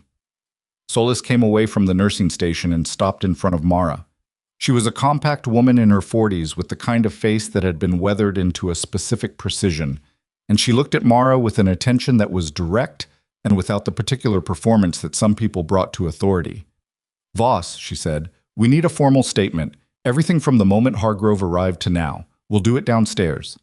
She paused. It's going to be a long conversation. I figured. There are going to be questions about the authentication call you made, the dormant active classification, the protocols you used tonight that exist outside civilian nursing scope. Solis said it without accusation, as information, delivered to a person she'd assessed as someone who could receive information cleanly. You should know that before we start. I know, Mara said. I've known that since I made the call. Solis held her gaze for a moment. Then something in her expression shifted, not softened exactly, but acknowledged something. For what it's worth, the 3 people who came through that maintenance door tonight had sedation protocols in their kit. Specific formulation, specific dose. She paused. Calibrated for a post-surgical patient at Hargrove's body weight. Mara said nothing.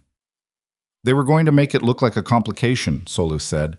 A sedation adverse event in a critically ill patient, something that could have been documented as a natural outcome. She let that sit for a moment. If you hadn't moved him, if you hadn't recognized the tracking signal risk. I know, Mara said. I know you know, Solis said. I'm saying it anyway. Dad. The formal statement took 3 hours and 40 minutes. She sat in a conference room on the 2nd floor with Solis and a second federal agent named Marsh, who took notes with a deliberateness that suggested the notes were going somewhere significant. She told them everything in the sequence it happened, with the same precision she'd used for field reports once, and she didn't omit the parts that were complicated for her. The phone she'd maintained for 8 months, the authentication code she'd used, the moment in the supply room when she'd made the decision that everything that followed had depended on. Solis didn't flinch at any of it. Marsh kept writing. At one point, Solis asked, when you recognized the wound profile, the high-velocity frangible, the targeted entry, how quickly did you process that? Immediately. 6 years out of service. Some things don't have a half-life, Mara said. Marsh looked up from his notes. He looked back down. When they were finished, Solis walked her out of the conference room into the 2nd floor corridor, and they stood for a moment in the particular quiet of a space that had recently been loudly occupied. Kessler's lawyer is already here, Solis said. He's lawyered up at the federal level, which means there's going to be a process. It won't be fast. Is it solid? The pharmacy log, the corridor camera, the call record, the Meridian contractor testimony, yes. She said it with the specific confidence of someone who had built enough of these cases to know what solid felt like. He's going to try for a deal. He's going to offer up Meridian contacts in exchange for a reduced charge. We'll evaluate what that's worth. She paused. But he's not going to practice medicine again. That I can tell you with certainty. Mara thought about Kessler's face when he'd said, "Stay in your lane." The particular quality of his certainty. The kind built on a foundation that had never been genuinely tested. His board certification, she said, suspended pending investigation as of this morning. Hospital administration was notified at 8:45. Solis glanced at her. Dr. Bloom has been fully cooperative. She's been cooperative since about 6 a.m., when she reviewed the security footage from the trauma bay. What does the footage show? It shows Kessler's 30-second examination of an actively hemorrhaging patient. It shows him ordering comfort measures and leaving the bay. It shows him returning and finding the patient's condition improved. Solis paused. It also shows the 38-minute period between his comfort measures order and his return, during which time a nurse whose name he consistently couldn't remember kept a dying man alive with 2 units of blood and a set of skills that were not on her hiring paperwork. The corridor was quiet. Somewhere below them, the hospital was moving through its morning, patients being assessed, rounds being conducted, the machinery of a medical facility that hadn't stopped because one of its senior physicians was in federal custody and there was blood product evidence in a conference room downstairs. Hospitals kept moving. That was the thing about them. They absorbed whatever happened and kept moving. Your nursing license, Solis said more carefully. The actions you took tonight, the blood product appropriation, the off-protocol interventions, there's going to be a review. I know. I'll be submitting a full federal account of the circumstances, the counterintelligence context, the necessity determination. She looked at Mara steadily. I don't think you're going to lose your license. I think the review board is going to read the file and understand that you saved a life that was being actively allowed to end by the person who was supposed to protect it. She paused. But I can't promise you that. I know you can't. Does it matter to you, the license? Mara thought about this honestly, the way difficult questions deserve to be thought about. She thought about 6 years of navy blue scrubs and granola bars at midnight and charting at the station, while Dalton read overnight incident reports, and Kessler walked past her without looking. She thought about the policies she'd read and the complaints she'd filed and the maintenance tickets that sat in a queue and the encryption key on a phone she'd kept charged for reasons she couldn't fully explain even to herself. Yes, she said, it matters. She looked at Solis. This is my job.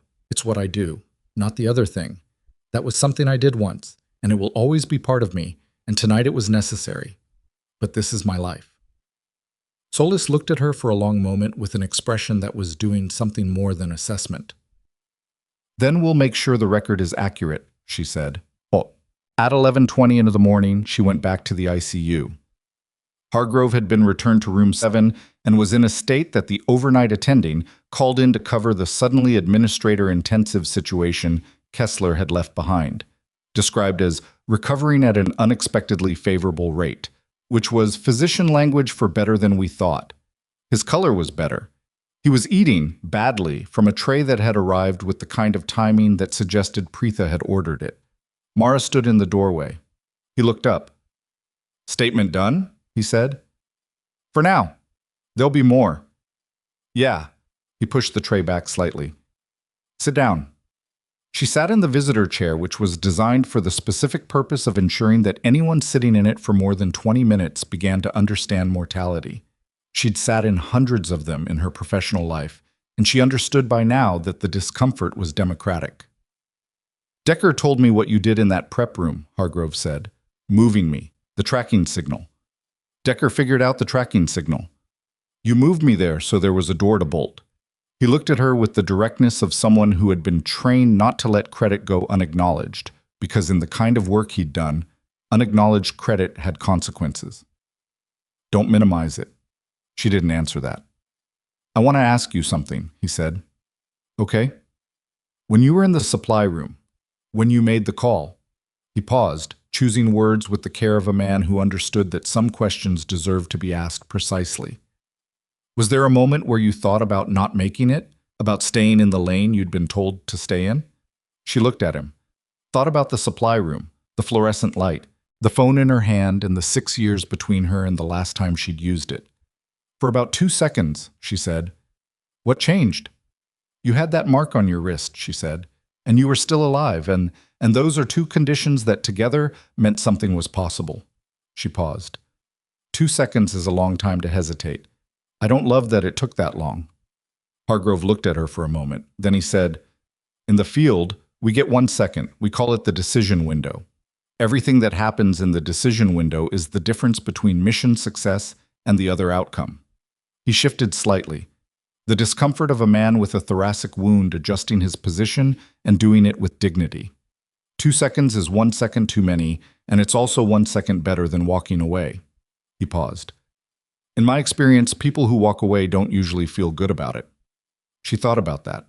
Outside room 7's window, the ICU floor moved through its afternoon rhythms.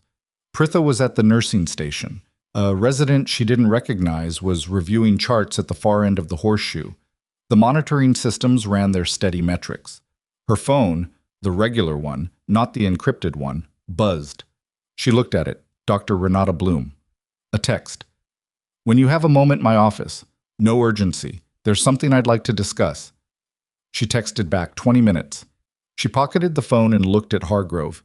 He had the expression of a man who had finished a conversation and was comfortable with where it had landed, which was a specific expression that not many people managed to produce authentically. Get some sleep, she said, working on it. She stood up, and she was halfway to the door when he said her name. She turned. Voss. He met her eyes. Thank you. It was 2 words, plain, unadorned, spoken by a man who'd clearly given some thought to which 2 words were the right ones. She held them for a moment, not performing anything with them, not deflecting, just holding them the way things deserved to be held when they were given honestly. Get some sleep, she said again. Bloom's office on the administrative floor was the kind of office that accumulated evidence of a person's professional life in layers. Degrees on the wall, files on the desk, a plant in the corner that was alive but only barely, the way plants survived in offices where the primary occupant was too busy to reliably remember them. Bloom was behind her desk when Mara came in. She looked like a woman who had been awake since before most people's alarms went off, and who had made peace with that condition because it was, at this point, simply the condition. Sit, she said. Mara sat, not in the visitor chair, in the chair Bloom indicated, which was a better chair, the kind reserved for conversations rather than waiting. Bloom looked at her for a moment. The security footage from Trauma Bay 1 has been reviewed by administration, by the federal team, and by the nursing board liaison who arrived at 9:30. She paused. The board liaison specifically wanted me to convey that the review of your actions will proceed, but that the preliminary assessment is that the circumstances constitute a defensible medical necessity determination and that your standing protocol knowledge appears to have been applied correctly under extraordinary conditions. Mara said nothing. She waited. The pharmacy log, Bloom continued, shows Kessler's access and the vial he pulled. Midazolam. His notation on the partial dispensation form lists a patient identifier that does not correspond to any current patient on the ICU roster. She said it with the careful precision of someone who had been reading documents since before 6 and had found each one more clarifying than the last. His Meridian Group consulting agreement was in a personal file on his office computer, which has been imaged by the federal team. The agreement includes a clause. She stopped. I'm not going to read it to you because I don't want the language in my mouth. She looked at Mara directly.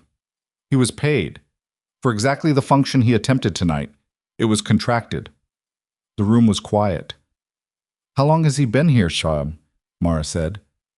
3 years as chief of trauma. He came with strong references. Bloom's expression did something complicated. 3 years. And in that time, she stopped again, restarted differently. Dr. Marsh from the federal team asked me this morning how many patients have died under Kessler's care in the last 18 months. I told him that was a standard mortality rate for a trauma service at our volume. He asked me to pull the records anyway. Mara went very still. How many? She said. We don't know yet. The medical examiner's office is being consulted on 4 cases. Bloom's voice was steady in the way that professional voices were steady when the person behind them was actively managing something that could crack the steadiness if they let it. Patients who arrived without identification. Patients with presentations that could have gone either way. clinically, depending on the decisions made in the first hour. 4 cases. The number sat in the room and neither of them said anything about it. I should have seen it, Bloom said. It came out differently than everything else she'd said. Rougher, less managed. I am the chief of staff of this hospital, and I should have seen it, and I didn't. Mara looked at her. The honest thing to say was complicated, because it was true that Bloom should have seen it, and also true that Kessler had been specifically designed to be invisible, specifically constructed to operate within the tolerances of what a high-performing trauma surgeon looked like. He'd been recruited because he was good enough that his good work provided cover for everything else. That was how this kind of thing worked. The horror of it was in the design. He used his competence as camouflage, Mara said. Bloom looked at her. The good cases, the ones he saved, those made the other cases look like acceptable losses. She paused. People like that aren't caught by the outcome data. They're caught when someone is in the room at the wrong moment. You were in the room, Bloom said. I'm in the room every night, Mara said. So are all the other nurses. Bloom absorbed this. Something in her expression had the quality of a person accepting a weight that was going to be heavy for a long time. I'm promoting Dalton to charge nurse supervisor, effective next week. I'm also creating a clinical oversight position that didn't exist before, a nursing-led advocacy role embedded in administration, with direct reporting access and full protocol authority. She looked at Mara. I'd like to discuss whether that's something you'd be interested in. Mara looked at her. I'm a nurse, she said. I work the floor. Yes, Bloom said. I know that. The position would maintain floor hours. It's additive, not replacement. She paused. It was, frankly, a position that should have existed before tonight. A channel for the people who are in the room every night to report what they see to someone with the authority to act on it. She looked at her hands. I'm aware that this is the kind of thing that should have happened without someone nearly dying. It should have, Mara agreed. It didn't. Bloom met her eyes. That's on me. The position doesn't fix that, but it's not nothing. Mara thought about 6 years of maintenance tickets and protocol complaints and policy filings that had sat in queues. She thought about the weight of all the small observing, the noticing, the cataloging, the refusal to stop doing it, even when it appeared to matter to exactly no one. I'll think about it, she said. It was the most honest thing she could offer, and Bloom, to her credit, accepted it as such. She was standing to leave when Bloom said, There's one more thing. She turned. Bloom had a folder on her desk. She opened it, turned it around, slid it across the surface toward Mara. It was Kessler's personnel file. His complete personnel files, or rather, the version of it that existed in the hospital's system, which was not the same as the version that existed in the federal database, which was not the same as the version Mara suspected existed in certain DoD records that she would probably never be cleared to see. But what was in this version was enough. There was a complaint, dated 8 months ago, filed by a junior resident who'd since moved to a different facility. The complaint described a patient interaction in which Kessler had made a clinical decision that the resident believed was inappropriate, had documented her concern, and had subsequently been counseled about her performance by Kessler in a meeting that was not recorded and not witnessed. The complaint had been received. It had been filed. It had been reviewed by a committee that Kessler himself chaired. It had been dismissed. Mara looked at the date. 8 months ago. She looked at Bloom. I didn't chair that committee, Bloom said. I should have.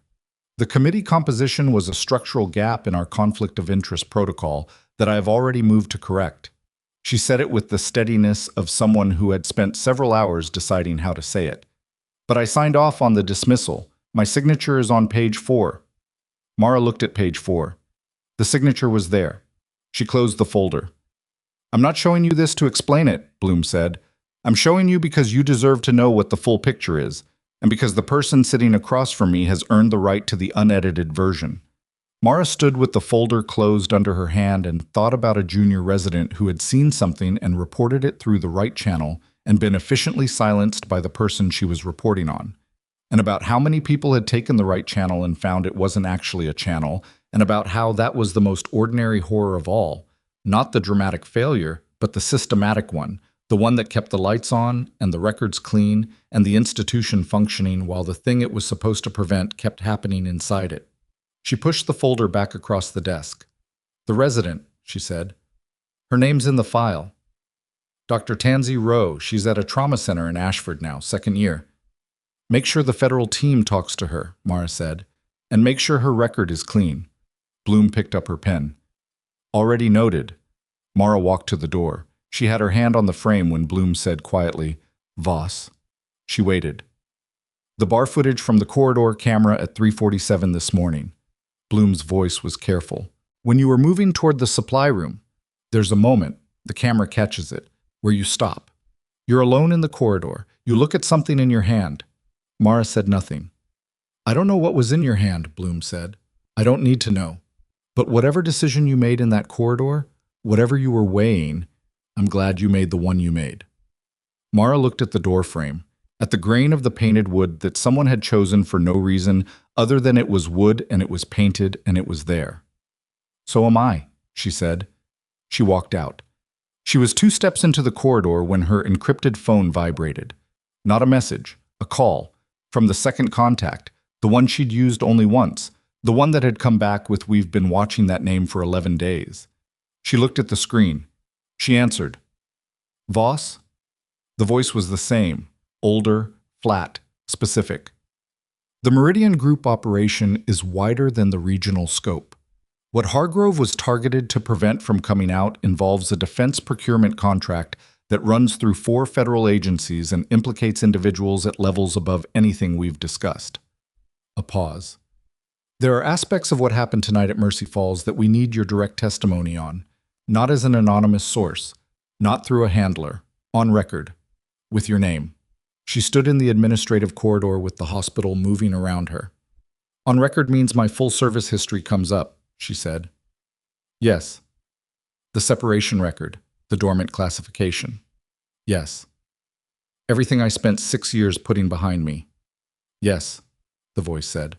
And then, with the specific consideration of someone who understood that this was not a small ask, the people Kessler was working for didn't only compromise this hospital. The procurement contract touches military supply chains, medical supply chains. There are field units operating right now with equipment sourced through contractors whose contracts were approved by people who were being paid to approve them. She closed her eyes for 1 second. When? She said. There's a federal grand jury convening in 11 days. We need your statement prepared before then. The voice paused. There's something else. She opened her eyes. Hargrove was not Meridian's only target at Mercy Falls General tonight. The voice was careful now. The specific care of someone delivering information that was going to rearrange what the listener thought they knew. The Meridian contractors who came through the maintenance entrance, the 3 in custody. We've processed their kit. Aside from the sedation protocols for Hargrove, they were carrying a second target package. Her hand on the phone was very still. The second target package contains a name, the voice said, a photograph, a physical description, a pause that was its own kind of sentence. Voss, the photograph is you. The photograph is you. She stood in the administrative corridor and held the phone against her ear and let the sentence do what it needed to do, which was rearrange everything she thought she understood about tonight into a configuration that was more accurate and considerably worse. They came for me specifically, she said. Not a question. The package includes your service record, the real one, not the civilian file.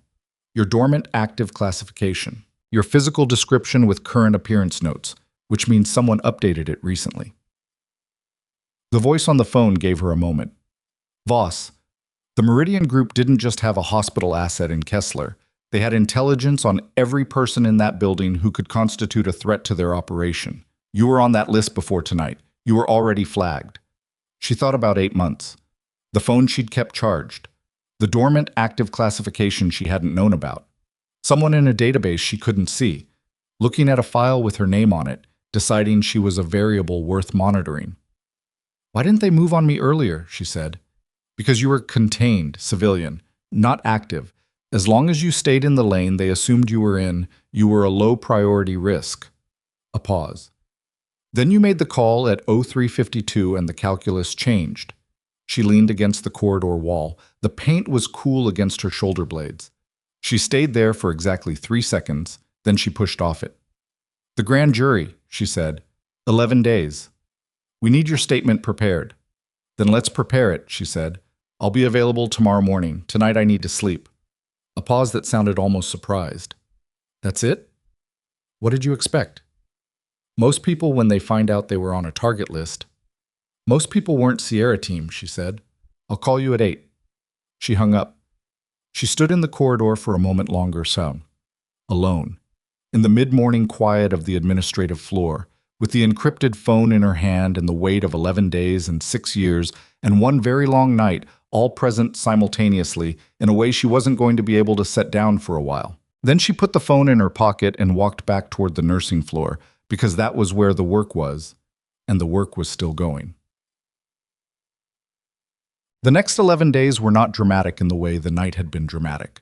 They were the other kind of difficult, the sustained, procedural, document-intensive kind that didn't produce adrenaline but consumed something else, something that sat closer to the center of a person and depleted more slowly and replenished more slowly. Federal statements, evidence review sessions, 2 meetings with the nursing board liaison that she entered as a person under review and left as a person whose record had been, in the liaison's formal language, affirmed under extraordinary circumstance provisions. She kept working. That was the part that some people, Solis specifically, during their second extended interview, seemed to find slightly incongruous. You're still on shift, Solis had said, not accusingly, with the genuine curiosity of someone who'd been watching from a different vantage point. People still need nurses, Mara had said. You almost died in this building 4 days ago. Almost, she'd said, and that was the end of that particular conversation. She worked the night shifts because that was her schedule and because the night was when the hospital was stripped to its essential self, when there were no administrators in the corridors and no visiting hours and no performance of what a medical facility was supposed to look like, just patients and the people keeping them alive. She'd always preferred the night for exactly that reason. The night was honest. Dalton was on most of the same shifts, which was its own kind of anchor. He knew more than he had ever asked about, had known more from the beginning, she suspected, in the specific way that experienced people in small professional ecosystems always know more than they're given credit for. And he handled what he knew, the way he handled most things, which was carefully and without making it into a moment. On the 4th night, he handed her a coffee at the nurse's station without comment. She took it. They stood side by side for a moment watching the monitor feeds, and he said, Bloom's been on the floor every day. I know. Talking to nurses, all of us. He held his own coffee with both hands. Never seen her do that before. Better late than not, Mara said. He looked at her. You could be angry about that. I am, a little, she said. That's different from it being useless. He seemed to accept this.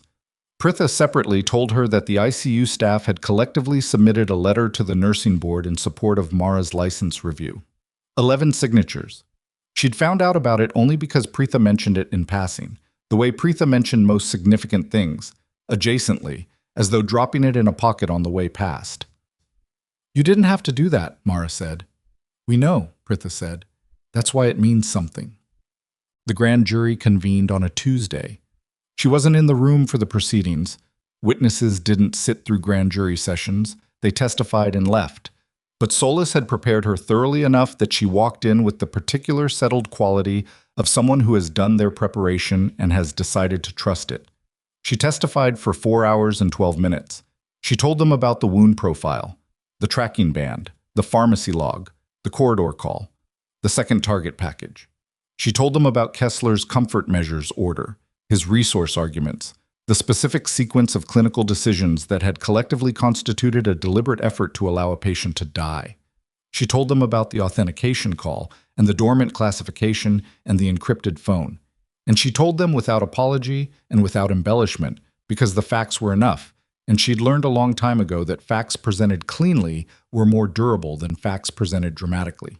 When she was done, the federal prosecutor, a woman named Aldridge, who had the specific quality of focused intelligence that made her easy to underestimate until she opened her mouth, said, One more question, off the official record.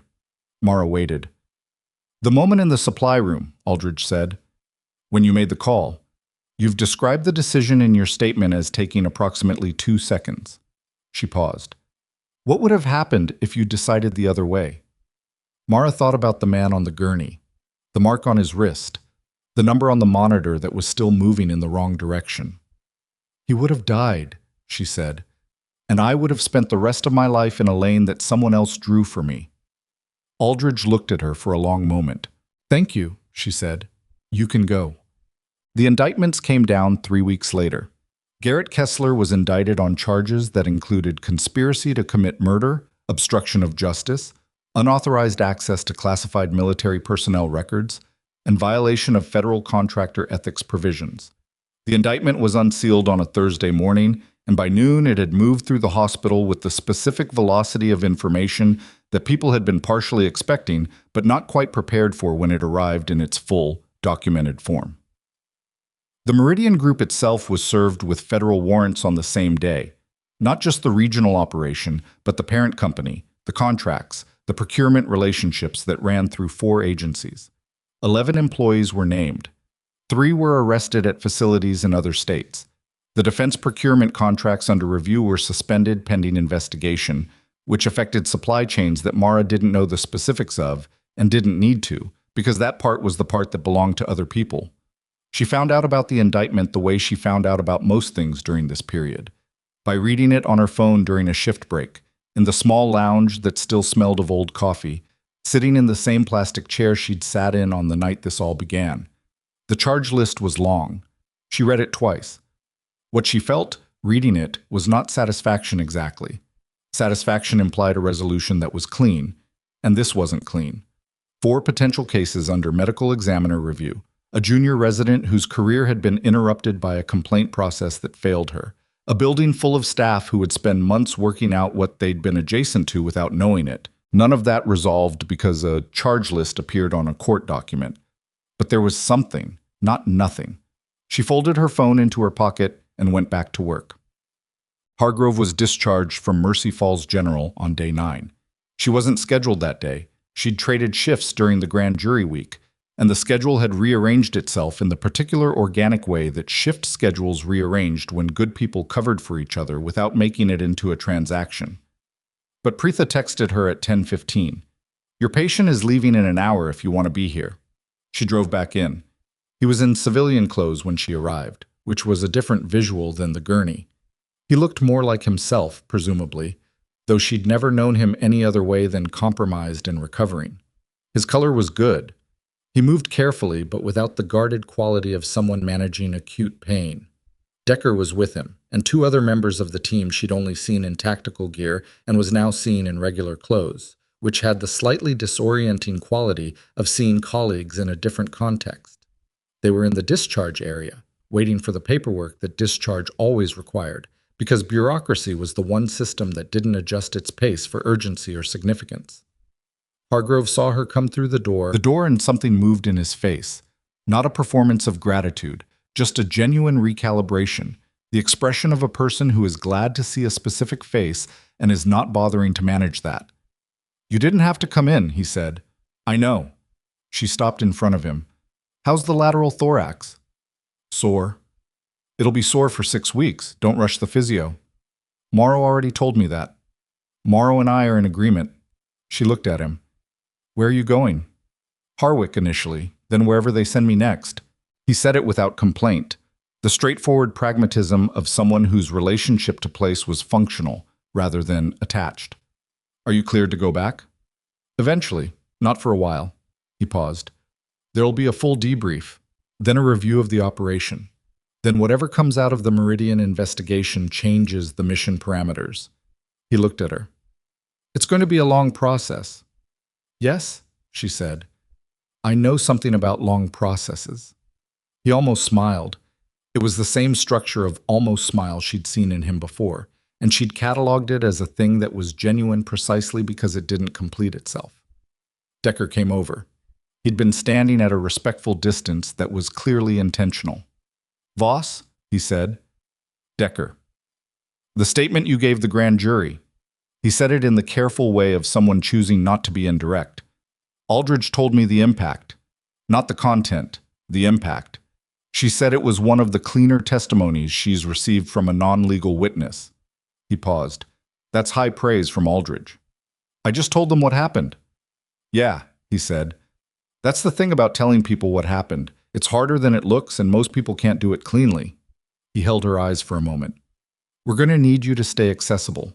As the investigation develops and the meridian scope expands, your testimony may be referenced in subsequent proceedings. Solis told me. Is that going to be a problem? She thought about the administrative position Bloom had offered, the floor hours she'd insisted on keeping, the maintenance tickets that were now actually being processed, 3 of them resolved in the past week alone, because someone had finally put a person in the organizational structure whose job it was to follow up. No, she said, it's not going to be a problem. The discharge paperwork came through. Hargrove signed where he was supposed to sign and stood with the careful economy of a man honoring his body's current limitations without being governed by them. He shook hands with Preetha, who had appeared at some point, and who accepted the handshake with the composed grace of someone who understood that what was being acknowledged was more than paperwork. He turned to Mara last. She put out her hand. He looked at it. Then he did something she hadn't expected.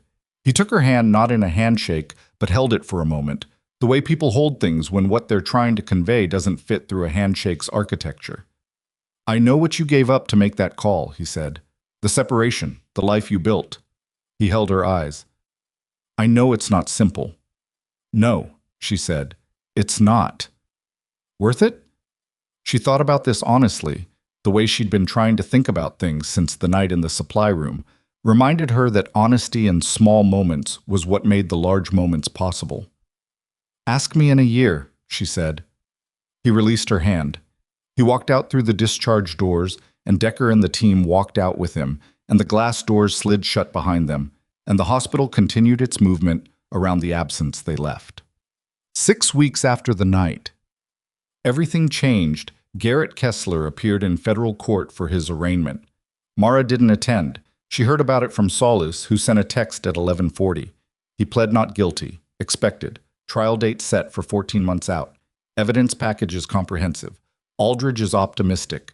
She read it in the supply room between restocking runs, and she felt the particular sensation of a process continuing to unfold at its own pace, which was not her pace but was the pace it was going to go. He pled not guilty. She hadn't expected otherwise. Men like Kessler didn't often find their way to accountability without the full weight of documented evidence pressing down on every exit until the only one left was the truth, and even then, they had lawyers. What she knew, what the record showed, what Aldridge and Solis had both confirmed in their separate, careful ways, was that the evidence was not going to be the problem. The pharmacy log, the corridor camera, the call record to a Meridian handler, his partial signature on a dispensation form for a medication that had no clinical justification, the testimony of the Meridian contractors who were, with remarkable efficiency, trading information for sentencing consideration, the 4 patients under medical examiner review, 2 of whom had now been formally reclassified in their cause of death. It was going to be enough. It was going to take 14 months, and she was going to have to testify again, and the process was going to be slow and imperfect and administered by institutions that were themselves imperfect. But at the end of it, a man who had been paid to let soldiers die in civilian trauma bays, who had used his medical authority as a weapon against the patients it was supposed to protect, was going to be held in public and specific and proportionate account for what he'd done. She put her phone away and finished the restock.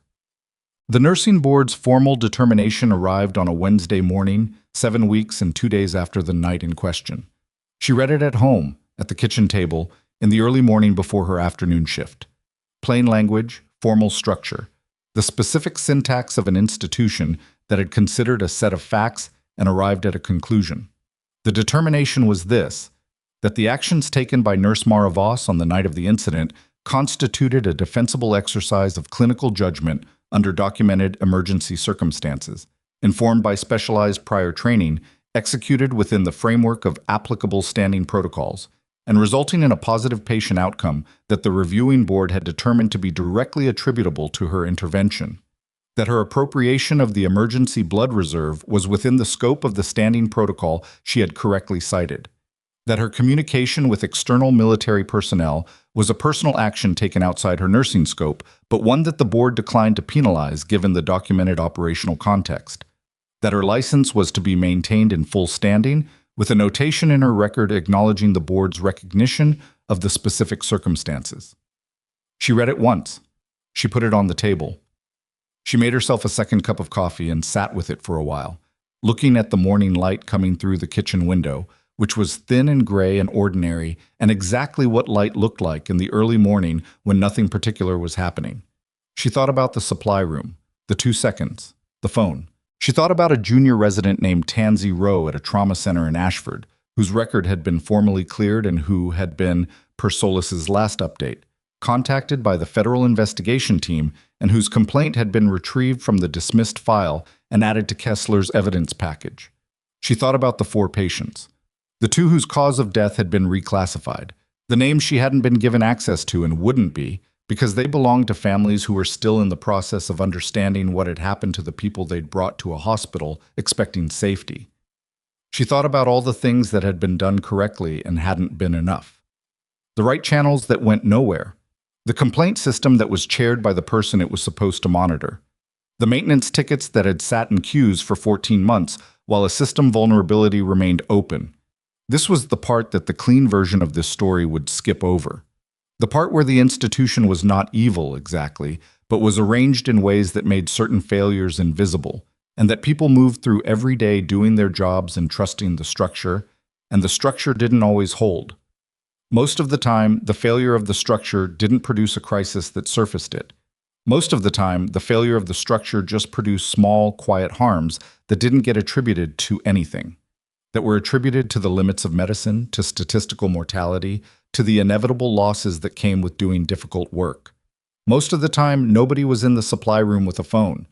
She didn't know what to do with that, fully. She'd been turning it over for 7 weeks and she still didn't know. She suspected she wasn't going to arrive at a clean resolution of it, because it was the kind of thing that resisted clean resolution. The recognition that the world contained more of these configurations than any single supply room moment could address, and that the supply room moment mattered anyway, profoundly, and that those 2 facts had to coexist. She finished her coffee. She picked up the determination letter and put it in the folder she'd started keeping for documents that needed to be retained. Then she went to get dressed for her shift.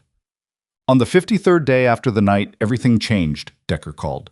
She was in the hospital parking lot, between her car and the entrance, standing in the kind of late afternoon that had finally decided to look like something other than winter.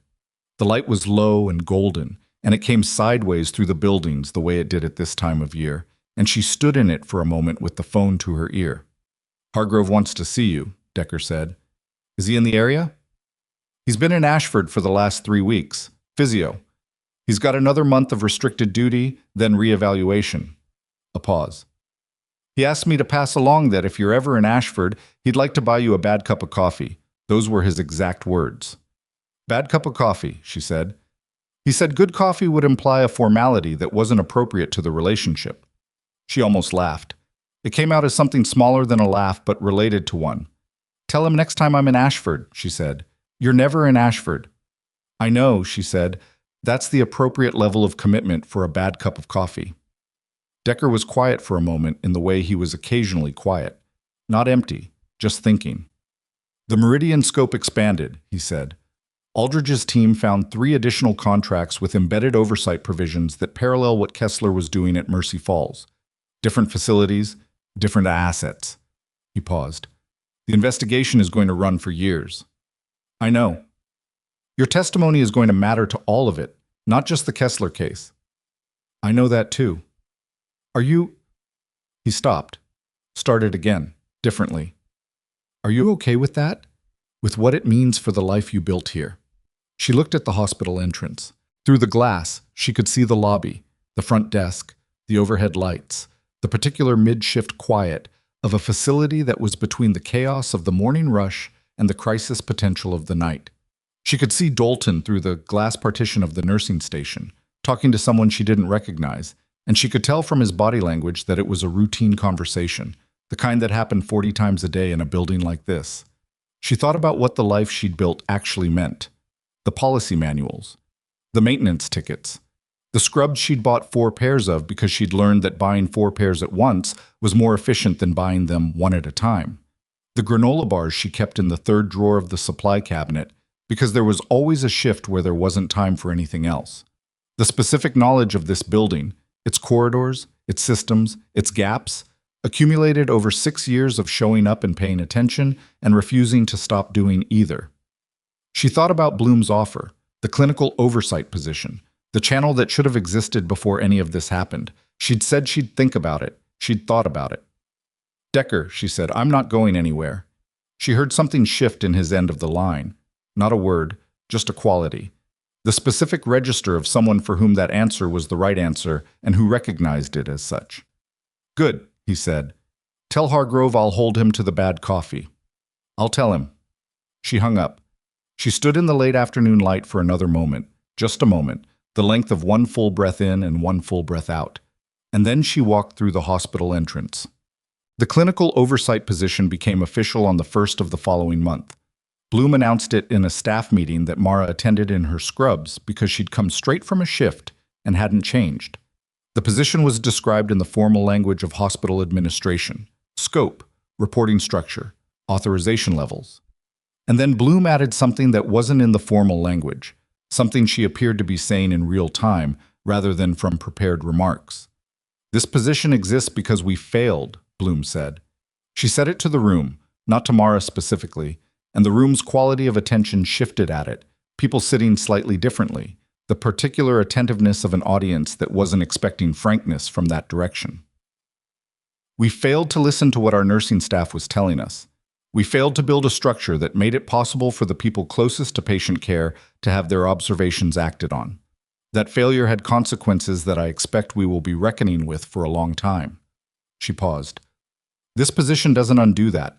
It is a structural acknowledgement that the failure was real and that we are obligated to address it in a way that is also real." Then she looked at Mara. "Dr. Kessler's replacement is currently being recruited. Until that process is complete, trauma clinical oversight falls under a committee that includes nursing leadership. That committee reports to me, and Nurse Voss has direct access to my office." She paused. "That means when she knocks on my door, I am available. That is not a courtesy provision. It is a structural guarantee." Someone, Torres, the third-year resident, sitting 3 rows back, started to clap. It wasn't a crowd moment. It was one person deciding something was worth acknowledging before she'd determined whether anyone else would join her, and the particular courage of that landing, the way courageous small things landed when the room was paying attention. Other people joined in. Mara looked at the middle distance and let it happen. She wasn't comfortable with it. She wasn't going to pretend that she was, because discomfort at being publicly acknowledged was a real thing, and she had it, and it was not something that dissolved because the acknowledgement was deserved. She accepted it the way she tried to accept difficult things, without performing ease she didn't feel, without rejecting the gesture because her discomfort made it easier to. After the meeting, Torres caught her in the corridor. "For what it's worth," Torres said, she had the quality of someone who had been rehearsing what to say and had decided in the corridor to abandon the rehearsed version and say the real version instead. "I was in that bay when Kessler gave the comfort measures order, and She stopped. "I kept the IV running. I didn't leave the room." "I know," Mara said, "but I didn't say anything either. Not to him. Not officially." She met Mara's eyes with the specific courage of someone accepting an uncomfortable accounting. "I should have." "You were a third-year resident," Mara said. "You were in a room with the chief of trauma surgery, and you found a way to keep doing the right thing without getting ejected from the room. That is not nothing." She paused. "And you're saying it now." Torres considered this. Then she nodded. Not a gesture of absolution, a gesture of someone filing an accurate record. She walked back toward the resident workroom, and Mara watched her go and thought about Tansy Rowe, who had filed a formal complaint and been managed out of a room, and about Torres, who had threaded the needle differently, and about the specific and impossible calculations that junior physicians made in the presence of senior authority, and about how the same system that protected Kessler had constrained both of them, and about how the position she now held was, at its most essential function, a mechanism for changing that specific calculus. Not perfectly, not completely, not in a way that would catch every Kessler before the damage was done, but differently than before. That had to be enough, because it was what she had. She worked the night shift on the 58th day after the night. Everything changed because that was her schedule, and because the night was the night. At 2:15 in the morning, a woman came in through the emergency entrance, 37 weeks pregnant, elevated blood pressure, the particular quality of someone who had been managing a situation at home for longer than they should have and had arrived at the point where managing it at home was no longer viable. The triage nurse caught it in the first 3 minutes, which was good. The attending on duty was a physician named Salter who joined the staff 2 weeks ago, new and careful, and clearly still learning the specific topology of this hospital. Mara was at the nurse's station when Salter came to check on the patient's progress. He was looking at the chart with the expression of someone who was confident in what they were seeing and was pausing to make sure the confidence was earned rather than assumed. She watched him for a moment, watching the way he read the chart, the way he looked at the patient through the bay window, the quality of his attention. "The BP trend," she said, coming to stand beside him. "It's been escalating over 6 hours by the history she gave, not just since arrival." He looked at the chart. "You think we're looking at late-onset preeclampsia? I think the trend is more significant than the current number." She wasn't telling him what to do. She was giving him what she had. There was a difference, and she'd learned to hold it precisely. Her reflex response in the exam was brisk. He looked at the patient, at the chart, at the trend she'd indicated. "Magnesium," he said. Not to her, to himself, arriving at the decision. Then to her, "Let's get the OB team down here." "Already paged," she said. He looked at her. 2 minutes ago," she said, "before you came to the chart." He held her eyes for a moment, not with surprise exactly, with the recognition of someone who had just understood the quality of the resource standing beside him in a way that would make him use it differently going forward. "Thank you," he said. "She's going to be fine," Mara said. "Let's go make sure." They moved toward the bay together, and the night continued in the way nights continued. One thing, then the next, then the next. None of it smooth, none of it inevitable, all of it held together by the accumulated effort of the people who showed up and paid attention and refused to stop doing either, even when the system around them failed to make it easy. She did not think, in that moment, about the supply room or the phone or the indictment or the board determination or any of it. She thought about a 37-week pregnancy and a blood pressure trend and an OB team that was on its way down. She thought about the work. That was the thing she'd learned and kept learning and would spend the rest of her professional life learning in new configurations. That the work was not separate from the extraordinary moments. The work was the extraordinary moments, made possible by the ordinary ones, built from all the nights nobody saw and all the policies nobody read, and all the things noticed by people who noticed without knowing yet what they were noticing or when it would matter. She had spent 6 years being the person nobody looked at twice.